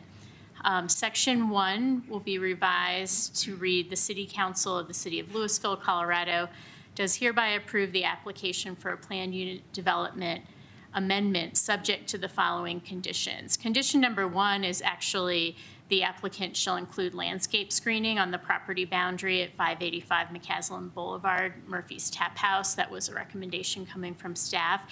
And then condition number 2 would be city council approval of the development agreement. And then section 2 of the resolution would be deleted.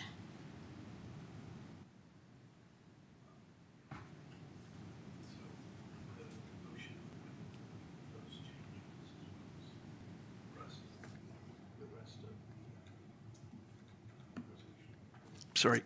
Second.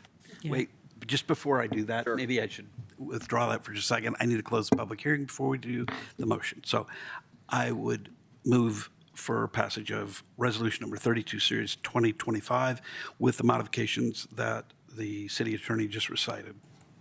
Second. Any discussion? Okay, roll call.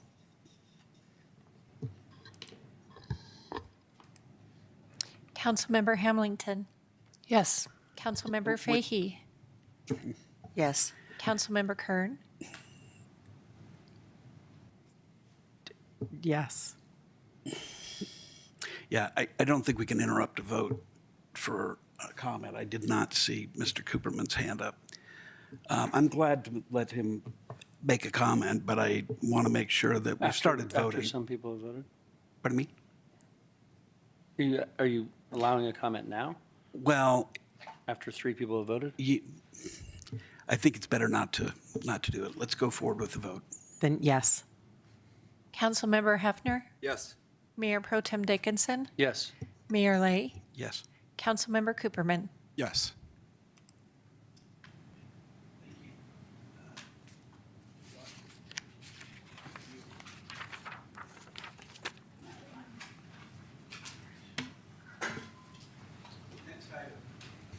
is Resolution Number 33, Series 2025, resolution approving plan unit development amendment to allow construction of a 16,294 square foot industrial flex building at 517 South Arthur Avenue. Can open the public hearing, and Post, do you have a presentation for us? Yes, I do. Again, good evening, Mayor and Councilors, Matt Post, Community Development Team. The item before you tonight is approval of Resolution 33, Series 2025, recommending approval of a planned unit development amendment to allow construction of a 16,294 square foot industrial flex building at 517 South Arthur Avenue. Some background on this particular property. The site is currently vacant. There are existing industrial developments north and south of this particular property. It is located in the Colorado Technological Center, and it is bound on the west by the Burlington Northern Santa Fe rail line. This property is part of an existing PUD, which was approved in 1992 and included this site as a phase of the building to the south. That phase was never built out, and so this site has been vacant the entire time. The slide on this image shows the proposed site plan, including landscaping. You can see the building favors the north side of the site. This would be due to easements on the south side of the site, specifically a 30-foot sewer easement, with some additional easements in there as well where access is proposed. This, again, proposal is 16,294 square foot building. Roughly 14,700 square feet of this building will be warehouse space, and the remaining will be dedicated to support office space. As I believe the council is aware, every property in the CTC requires detention on each individual site regardless of size, and so the applicant has detention proposed on the east side of this site between the building and South Arthur Avenue. The south side of the site obviously occupied by the parking area and then access into the building. Main entrance is at the southeast corner. We'll see some elevations of that. They include a storefront entry system here with an enhanced design for our industrial area. As part of this development, the applicant is proposing 14 parking spaces. Pursuant to the industrial design guidelines, there's 22 to 23 parking spaces would be required depending on the final size of this building. The applicant has indicated that based on their experience in developing these particular uses, that this parking is sufficient to support their business uses. And as such, they're requesting a parking reduction. We'll cover that in later slides. They are also providing the required electric vehicle parking on this site. Jumping into the proposal here, this is a tilt-up concrete construction design. The building will be designed with, again, varied patterns, form liners, accent colors, and articulation. Again, that primary storefront system you can see is visible on that top elevation. The elevations include variations in parapet height, articulation in the facade, and then that additional transparency, which satisfy our industrial zone district design standards. There's a rendering provided by the applicant. That's a southeast elevation that shows what that building will look like when complete. You can also see a plaza area that will include seating and additional landscaping, which is also a requirement of our industrial design standards. Approximately 24% of the site is landscaped, which is just below the required 25% of the industrial design guidelines. Some additional waivers here. We'll discuss those again in later slides. 22 trees are proposed, where 24 are required. Again, this site is like roughly 0.8 acres in size, so it's just under an acre, relatively small site in the CTC. So they are proposing 22 trees when 24 are required. We have a pretty significant buffer requirement between similar uses in the industrial zone district standards, which is where some of those tree requirements come from. Again, we'll discuss that waiver further. So 22 trees on site and 136 low water shrubs, perennials, and ornamental grasses are proposed.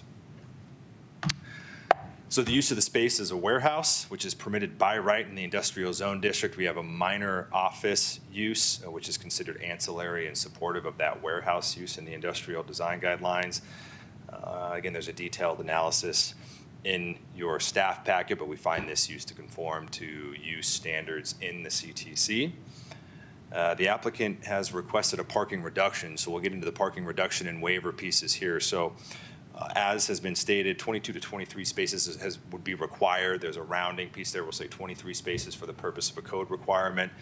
And the applicant is requesting a reduction to a total of 14 spaces in this particular request. The primary justification for the request or the reduction is, again, the minimal amount of office space that's proposed here. I think we're seeing a lot of office type uses in the CTC at the moment, where you see a lot of parking, a lot of full parking. Those are supportive of office type uses. And so again, the applicant said the low amount of office space combined with the low employee density and limited visitor traffic associated with the warehouse use would support a parking reduction here. The facility is designed to be a light industrial operation with, again, that small administrative component. So again, based on the applicant's justification and their experience developing similar uses along the Front Range and similar uses in the CTC that we observe to be generally overparked in some cases, staff support the request for a reduction in this case. In addition to the parking reduction, there are 7 waivers requested. Again, I think a lot of these waivers are stemming from the overall size of the site. We have 0.8 acres here on this particular site. The first few waivers here are relatively standard.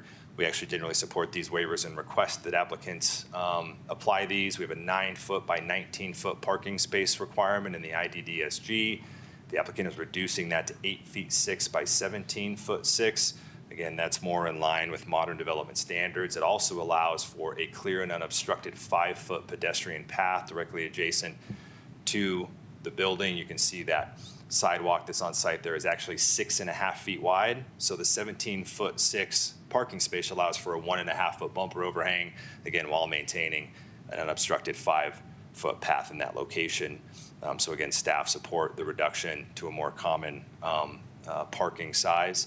We also have a requirement in our guidelines for 2-way drive aisle width of 28 feet.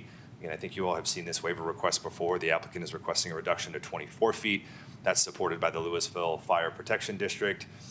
There is fire access proposed on this site with a hammerhead at the end of the site. Louisville Fire requires a minimum of 24 feet. Again, that 24-foot 2-way drive aisle width is a more standard 2-way drive aisle width. There's also a driveway separation requirement between properties. Again, this is our industrial design guidelines. A 75-foot spacing between private drives is required. The applicant is proposing 42-foot spacing here. Again, staff support this waiver just based on the overall size of this site to allow reasonable development with the building located in relation to the access point. The driveway location was reviewed by our Public Works team, and they identified no operational or safety concerns with that configuration. So again, staff are in support of the reduction of the spacing between private drives. The other requests here are, again, directly related to the size of the site and the proposed building. As you are aware, there is a 10-foot buffer requirement in the industrial zone district between properties within the same zone district. This would apply to the north side and the south side of the property. The applicant is requesting a reduction from the required 10 feet to 2.5 feet in the southwest corner of the site. You can see where the drive aisle extends all the way furthest to the west there. That would reduce to 2.5 feet. And then on the south side, it would reduce to 7 feet 6 inches. The waiver request the applicant has proposed as an alternative, as part of this waiver request, the applicant has proposed an alternative solution on that south side, which includes a row of dense mid-height shrub plantings that would effectively screen those two uses. Those plantings will range in height from 5 to 10 feet in height when mature. And so again, that 10-foot, that would be a waiver from the 10-foot requirement on the south side. There's also trees that would be required there every 30 linear feet. The applicant is proposing a row of trees on the west side of the site. Staff are generally in support of this to allow for access to the site, the small size, that's proposed here. And then also just the consideration that the Burlington Northern Santa Fe Railway is to the west of the site. Staff feel that there's adjacent negative impacts are reduced because of that rail line to the west. Regarding the reduction on the west, again, the BNSF rail line is there, and so staff do support that. The additional waiver request here is for the 15-foot rear setback requirement. On the west side of the property line, there is a 15-foot setback that's required. The applicant is proposing a setback of 13 feet 6 inches. That is for a small portion of the building on the south side of the site. I have an exhibit later on that you can see it's a 13-foot. The setback will come to 13 feet 6 inches. Again, staff support this request because of the configuration of the lot. You can see the oblique or the tapered nature on the west side. We did work with the applicant. They had actually initially proposed a significantly more intrusive setback encroachment that we did not support in this particular circumstance. So we worked with the applicant and they reduced it to 13.6. But again, you'll see a better exhibit of that on later slides. From a landscape coverage perspective, again, 25% is required. The applicant is requesting 24% based on the overall size of the site, 22 trees and 136 low water shrubs. Staff support this request as well.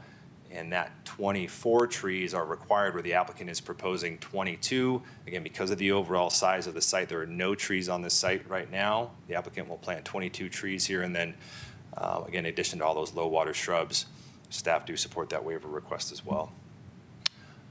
So we reviewed this application again for compliance with the Louisville Municipal Code, PUD criteria in your staff packet, and then the industrial design guidelines. Of course, we found the application to be compliant with the waivers and the parking reduction as they've been requested on this particular site. And so with that, we recommend approval of Resolution 33, Series 2025, recommending approval of a PUD amendment to allow the construction of a 16,294 square foot industrial flex building and associated site improvements. Importantly, no development agreement associated with this particular PUD. So no public improvements. Thanks. Hold on, this may not be long to get back to here. Do we have any public comment? All right. Seeing none, any questions from council members concerning this item? Yes, Mayor Protem. Yeah, I mean, reading through the waiver request, there's a lot, which is, I think, sort of not typical. A lot of these seem to make a lot of sense, kind of these like, well, a little oddly shaped and we're trying to fit things in. And so these aren't like major issues, not a third story. It's not whatever, but it just seems like a lot of a lot of waivers for one building, but they're all relatively related. So parking reduction, I understand it's kind of because of use. The parking space minimum, can you repeat, did you say the city requested that? Or Well, I would say that we a lot of times we encourage applicants to reduce their impervious surface on site. We feel it's the more appropriate path forward in most circumstances. It reduces storm runoff, reduces their detention requirements. And that 9 by 19 foot requirement is generally outside of a typical development standard. Again, it's reflective of our industrial design guidelines adopted in the late 90s, early 2000s. Part of the reason that we make that request specifically is in relation to where the parking is proposed or how it's proposed. And so in this particular circumstance, you have head-in parking that's perpendicular to a walkway. I think we want to encourage an unobstructed 5-foot pedestrian path on the site. And so we ask them, hey, instead of providing a 19-foot space in this location, can you actually extend your sidewalk by 1.5 feet, allow for a 1.5-foot bumper overhang and a clear unobstructed 5-foot path? So we feel it we view it as a trade-off to allow a more pedestrian-friendly approach to the site and retain that unobstructed 5-foot path. But again, that bumper overhang still functionally allows for a deeper spot. Yeah, well, so I'm reading waiver request number 1 is something specific for the building. Let's see, number 4, kind of again, sort of request based on the shape of the building. Same with number 5, the rear setback encroachment. Same with number 6, the minimum landscape requirement reduction. And then 7, the site and driveway access minimum. Again, that seems to be about like sort of the adjacent properties. It's very specific to this property, and even the perimeter landscaping. So the 2 that I'm curious about are like, I'm fine with all of these waivers. I think they all kind of make sense to me, but it seems that waivers 2 and 3 are the kind of thing that should be coming back to us as council as this rule just isn't great. Like someone shouldn't have to ask for a waiver if we're basically asking them to come for this, you know what I mean? Like, so I don't want this to affect this application. I think this is fine, but generally speaking, when we grant waivers, I'm curious if this is something that we should be changing more globally. I don't mean to put a lot of work on any of us, but this just, how many, are we going to be doing this all the time now? Are these spaces just too big and we're going to be doing this all the time? If so, I'd love to see just a general change to that rule or and again, you can keep saying, we do this quite often, and that's maybe good enough, but that's just maybe food for thought for all of us moving forward. But I'm okay, having talked through all those waivers. I think each one of I don't have a problem with any of those particular waivers. My only concern is when we do something about like parking spaces based on like use of the building, what if the use of the building changes over time and the parking spaces don't like, so they can never turn it into an office, or if they do, they'll need more parking spaces. Like, how are they going to get more parking spaces? So it feels like we're kind of limiting the use and to have parking, but we often have parking based on use, right? Like residential versus commercial versus industrial. So it's a warehouse. It doesn't need as much parking. I buy that. Generally, we don't need as much parking as we normally do anywhere. So I'm fine, but that is my other concern. Maybe you can speak to the just because of the specific use of a warehouse, we're going to allow fewer parking spots. What if it changes uses over time? Yeah, that's a valid concern. I would say the Planning Commission had a similar concern. We did work with the applicant to determine whether or not additional parking spaces could be applied on site.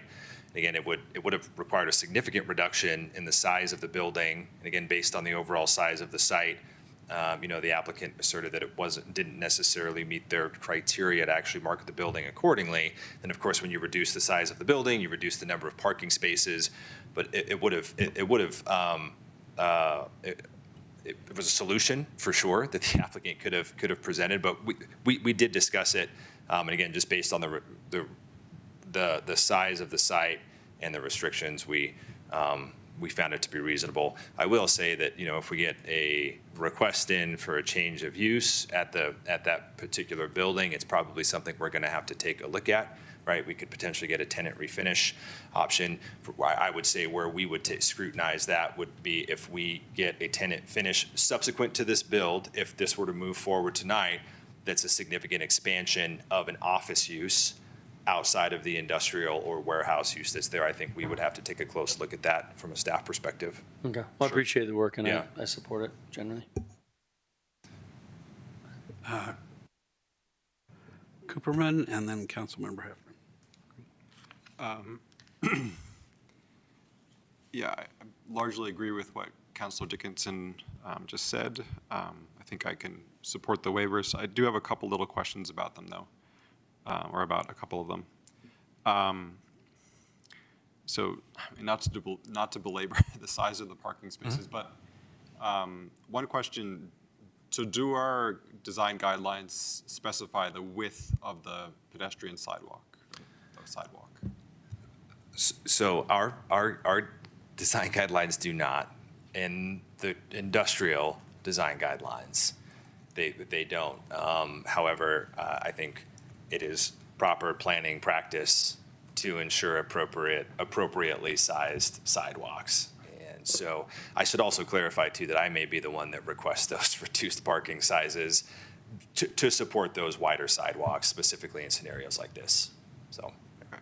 And do the design guidelines require that the parking spots have, I don't know what they're called, the bumpers that prevent you from going? Yeah. They don't. But again, I would say that this is not currently in our ordinance, but past experience, for me at least, has shown that those bumpers, those parking blocks deteriorate over time rapidly I've specifically asked applicants to not include those just for overall longevity of the site and raised curbs as opposed to those parking blocks. Okay. Yeah, I mean, I don't know, it seems a little bit like, you know, you're making a bigger, like, you're not really changing the amount of impervious surface because you're just making a bigger sidewalk that someone can overhang, as opposed to making a larger parking spot. So, I mean, it's probably better because, you know, the sidewalk is larger, so if someone does overhang it, you still get a full width sidewalk, right? Yeah. In that sense. Okay. The other one I wanted to ask about is the drive entry into the site. So we recently saw another application in the CTC where they had a shared drive with a neighboring already developed site, and I was wondering if the applicant considered that possibility to share a drive with above the north or south properties. Yeah, I would say I don't believe that the applicant did. Obviously, the adjacent property owner needs to consent to that. That's something we always encourage. If that opportunity is on the table, it's actually encouraged by the design guidelines. We'd love to see it to reduce drive cuts adjacent to a public right-of-way. You probably have to ask the applicant about whether or not they consulted with the adjacent property owner. Okay. And then just two small questions. I don't know if you can answer this. I'm just curious, like, is there a reason you would have the parking on the south side as opposed to the north side? Like, is there a reason you wouldn't flip the orientation of the design? Yeah, there's actually, and this is, it's highlighted in your staff packet as well, but there is, I don't know if I have, you can see it here, there is a 30-foot sewer easement on the south side that would preclude any development. Okay. And so that would be the primary purpose for the orientation of the building and the parking area. Okay, and then my last little question also, I'm curious, it appeared to me that there is not going to be any gas connection to this building, is that correct? I'm not sure, we'd have to ask the applicant on that one. That would come further down the line in our building code review. The applicant can probably answer that question. Thanks. And I just want to note too, I mentioned, I neglected to put the exhibit for the setback encroachment in this slide deck. It is in your staff packets, however, by the way, if you want to look at it in the staff report, there is an exhibit that shows the full extent of the encroachment. I just want to, just so that you all know, I called it out as being relatively minor. You can see the exhibit in your staff report.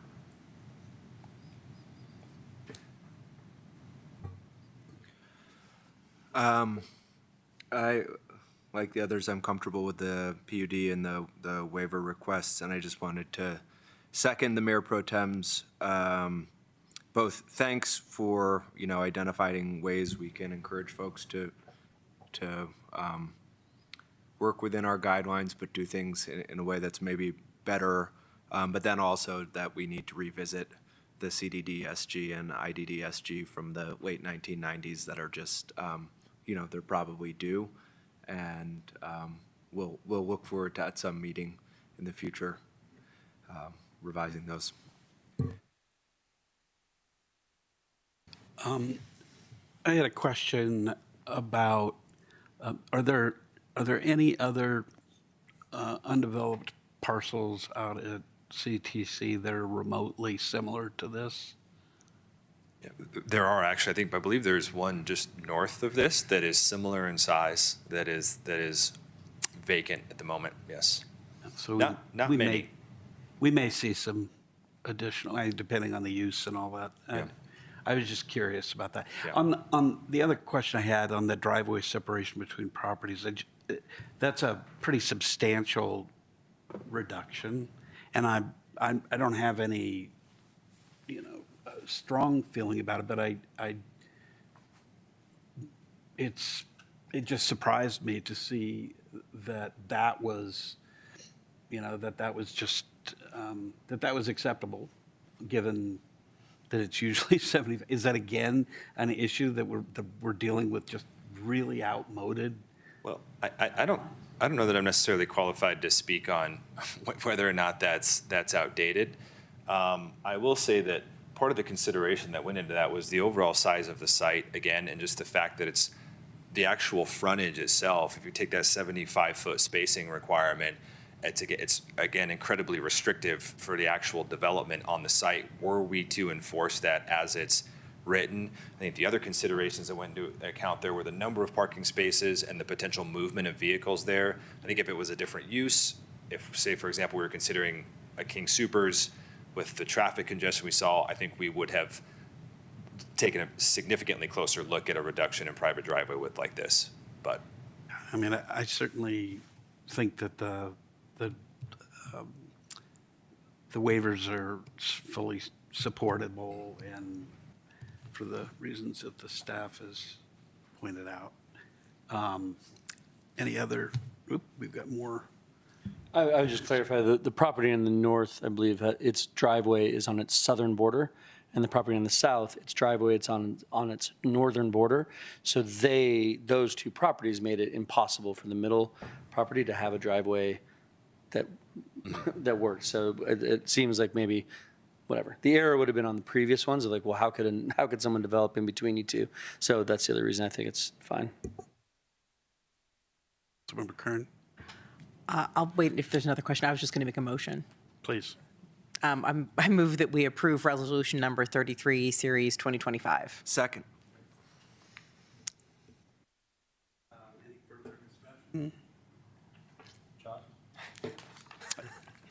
I forgot to close the public hearing, but it is now closed. Any further discussion? Okay, then let's take a roll call. Councilmember Kern. Oh, wait, we don't need a roll call. Yeah, it's a PUD. Do we? Yeah. Yeah, we do. Sorry. Yes. Councilmember Cooperman. Yes. Councilmember Fahey. Yes. Councilmember Hefner. Yes.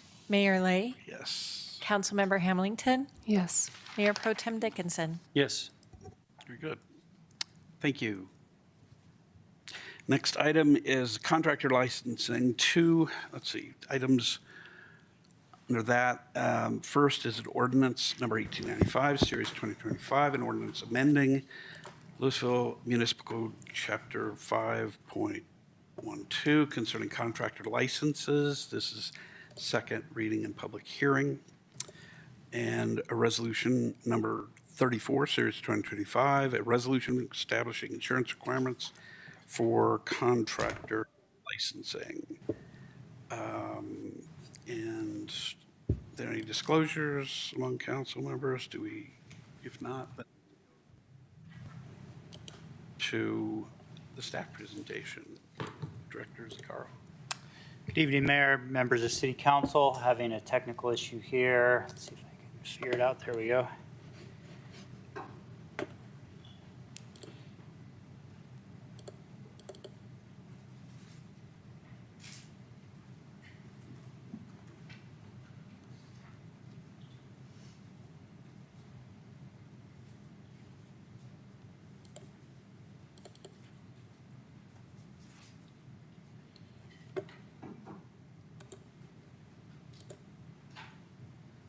All right. Okay, so we've got it all working now. Rob Zuccaro, Community Development Department. I'll be presenting on this item. So we have an ordinance and a resolution before you this evening.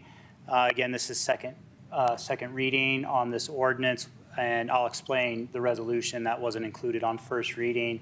But the idea is that staff has initiated some amendments to the contractor licensing requirements. One of the main impetus of that was that we wanted to make sure that we could check insurance, just to make sure that our contractors had insurance, because our code didn't allow that. They had to certify it, but we had no provisions that allowed us to actually check and verify if an issue occurred. So we did wrap in some additional amendments as well. So on first reading, council asked for some amendments to the first reading draft, which was to require proof of insurance to be submitted when they made their application, so that staff would verify that and also look at minimum amounts for the insurance. So we did come back with a proposal that would do that. It would set minimum insurance amounts by resolution, hence the resolution. So we didn't put it in the ordinance so that it would be easier to change if we wanted to change the amounts. The other things that are in the ordinance that were in the first reading version was to update licensing test requirements to the 2018 code version or higher. There was a question at first reading about why don't we just always do the most recent version of the code? And talking to Chad Root, our building official, who couldn't be here this evening because he is on vacation, so he apologizes for not being able to be here. But he noted that many contractors will test out at, say, the 2018 version. They will lag behind. We'd have a really big compliance issue, I think, is the punchline. So he thought it was appropriate to set a baseline, but keep that for a while, and not necessarily require the, the 21 or the 24 version of the codes. So we did some research to see what other cities do as far as requiring insurance to be submitted with the application, as well as requiring minimum amounts. Looking at these local communities, Golden was the only one that doesn't require any insurance at all. They do have contractor licensing. They do not verify insurance, so they're probably the most similar to how we're operating right now. They don't even require certification, I don't believe. Superior, they don't require licensing. They have a registration program, but they do have a requirement to show proof of insurance, but they don't have a minimum amount. All the other jurisdictions we looked at had minimum amounts, and they also were verifying proof with the application. Longmont, so basically our proposal is modeling after Longmont, where a general contractor has a higher amount of insurance, and then single trade contractors have a lower amount, so that's reflected in our proposal.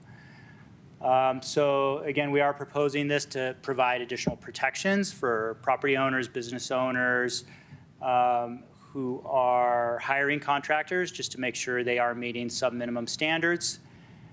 A little bit of fiscal impacts. We actually had a lot of discussion about fiscal impact because, talking to our staff right now, just with our minimal requirements, they believe they're spending about 5 to 10 hours on average per week just administering our current process, which includes a lot of questions from contractors. The biggest thing is they don't have the correct testing, or they didn't submit the testing, and we're having to follow up with them before we issue. So there's a lot of back and forth communication.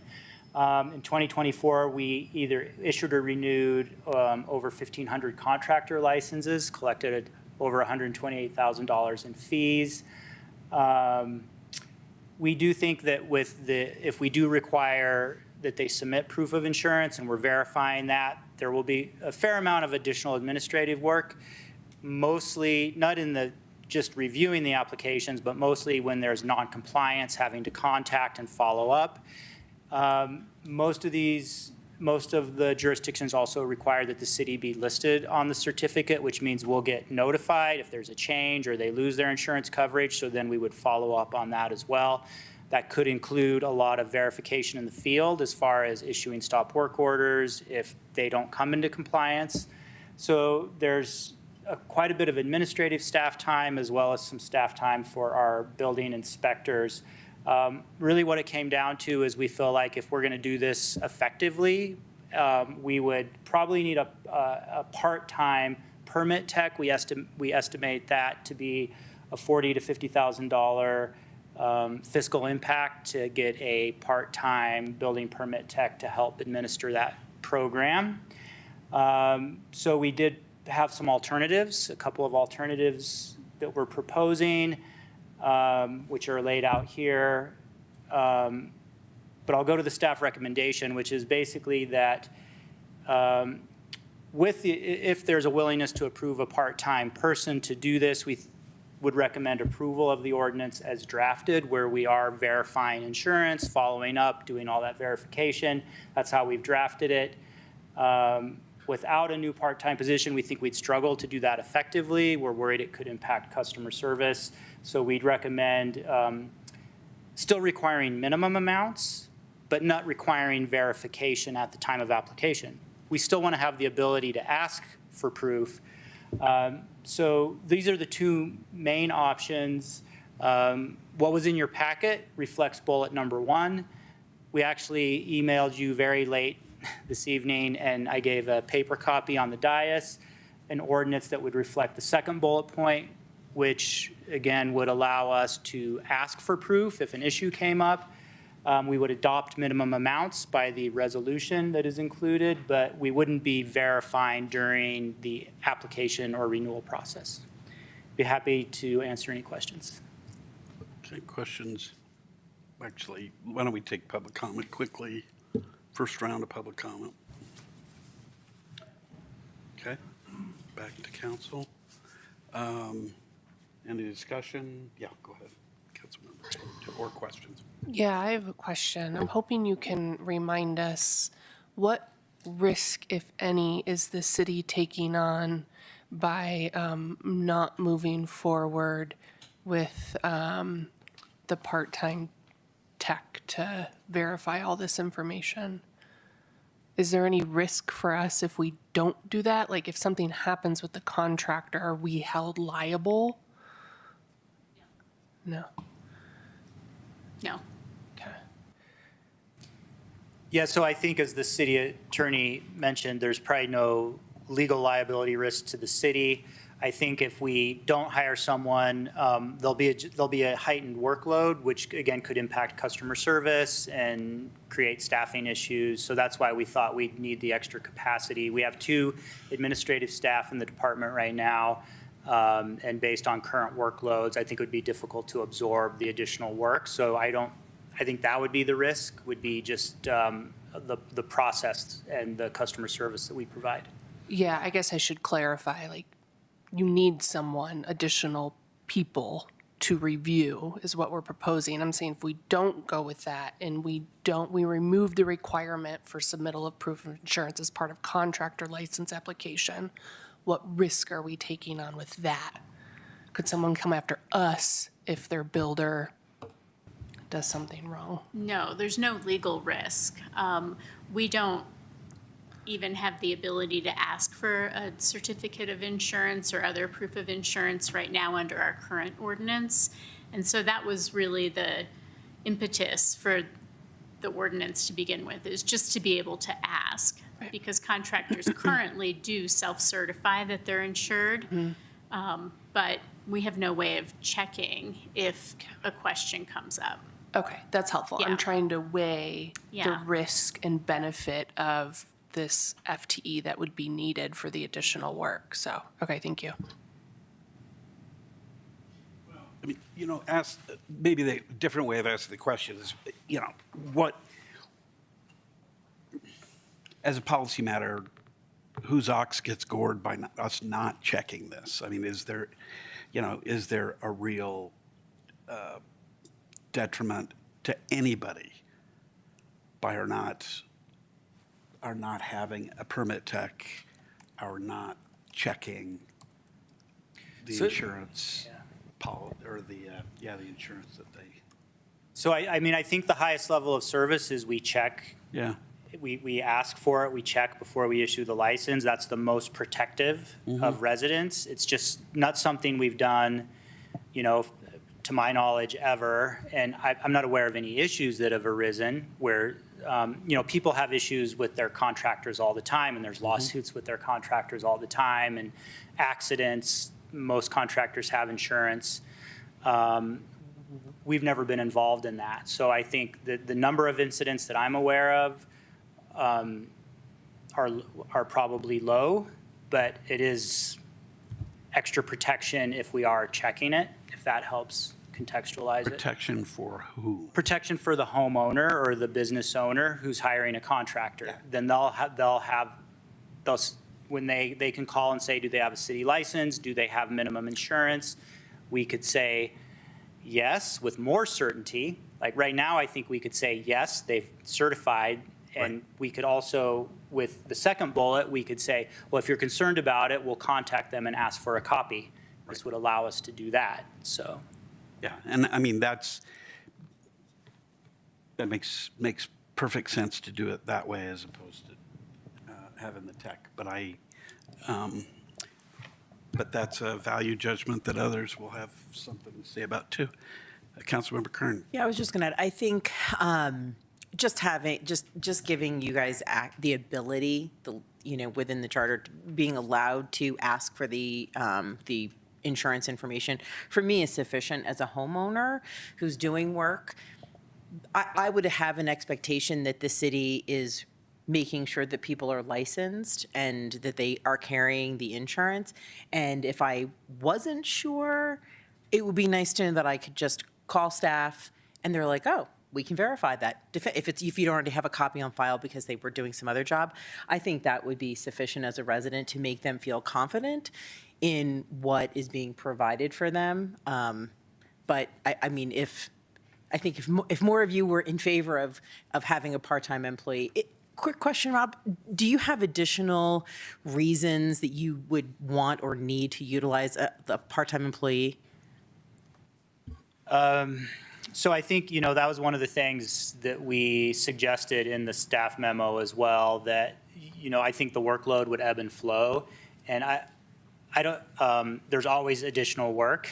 So I think I suggested that it could help with workloads in general, which could help improve customer service or response times, having the additional person, especially when maybe the licensing workload wasn't as high. But there's no project or specific need that I can point to. Okay, thank you. Mayor Pro Tem, then Councilmember Fahey.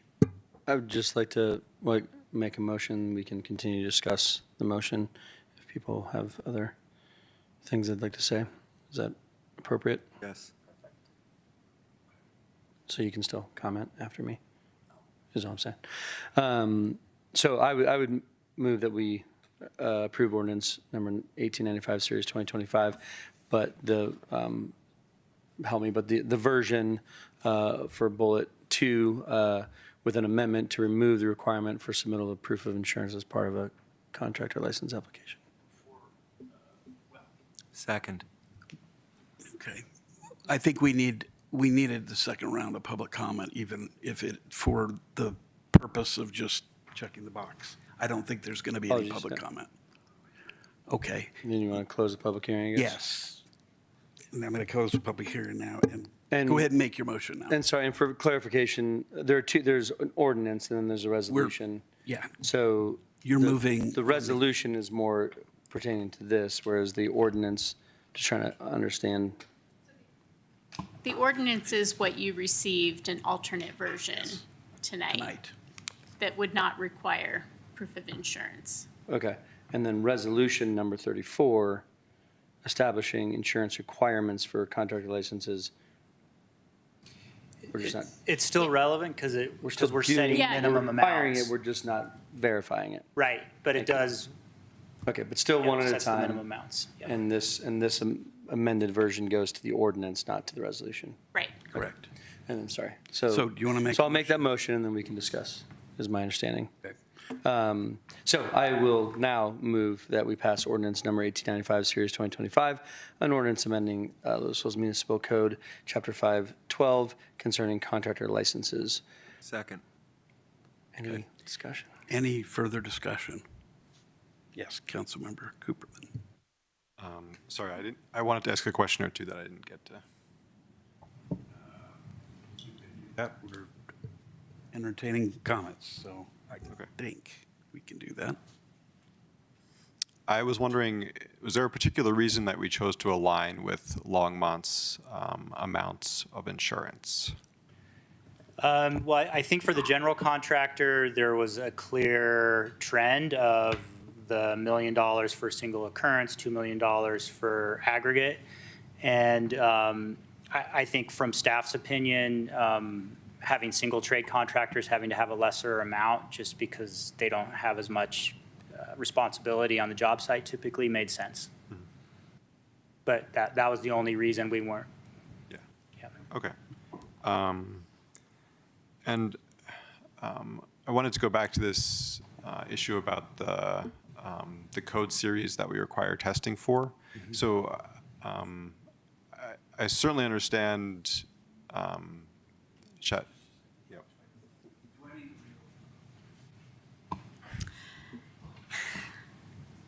So I think you can handle a few questions during the deliberation, but yeah, it is more proper to have questions while the public hearing is open. Okay. Thank you.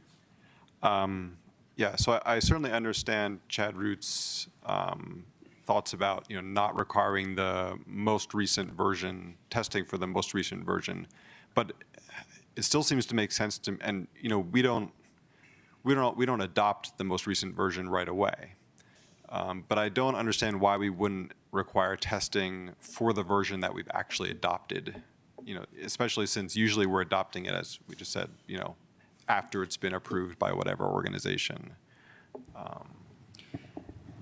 Yeah, I don't know that I can add a lot more to my explanation other than we think it would be common. Like, let's say we adopt the 24 codes this year, which is on your work plan. I think that would immediately make hundreds of contractors immediately out of compliance who are doing work in the city. And it would probably take them a while maybe to catch up. So we'd have a very large non-compliance. I mean, that's the reason. I mean, we could adopt the most recent version if that was council's preference, but it's not our recommendation for that reason. Right. And I mean, so when we adopt a new code, I mean, it's really on the contractor to figure out, right, what our current codes are. So, Yes, this doesn't change the need for them to meet the code requirement that we've adopted. It creates a baseline standard of knowledge for the contractor. So certainly there's new codes in the 24 version or the 21 version that, most contractors are probably aware of, even if they tested out at the 2018, when the 2018 version was the test version. So I guess, I don't think we think there'll be a bigger issue than normal with, contractors meeting the code requirements during construction. Right. Okay, thank you. Councilmember Fahey, do you have a comment? I just have a quick question. If the city is hiring a contractor to do work for the city, do we require a proof of insurance? Through our contract with them, we have insurance requirements, yes. And they have to prove that they have the insurance. Yes, most of our if we're hiring a contractor, I believe most of our contracts would require they submit that proof. Okay, thank you. Right. Can we get a roll call on that motion? Mayor Pro Tem Dickinson. Yes. Councilmember Kern. Yes. Councilmember Hefner. Yes. Councilmember Fahey. Yes. Councilmember Hamilton. Yes. Mayor Lay. Yes. Councilmember Cooperman. Yes. Okay. We have a motion concerning resolution number 2034, series 25. So moved. Okay. Second. Any discussion? All right. Let's take a roll call. On the slide up there, did it mention removing something? That was from the ordinance.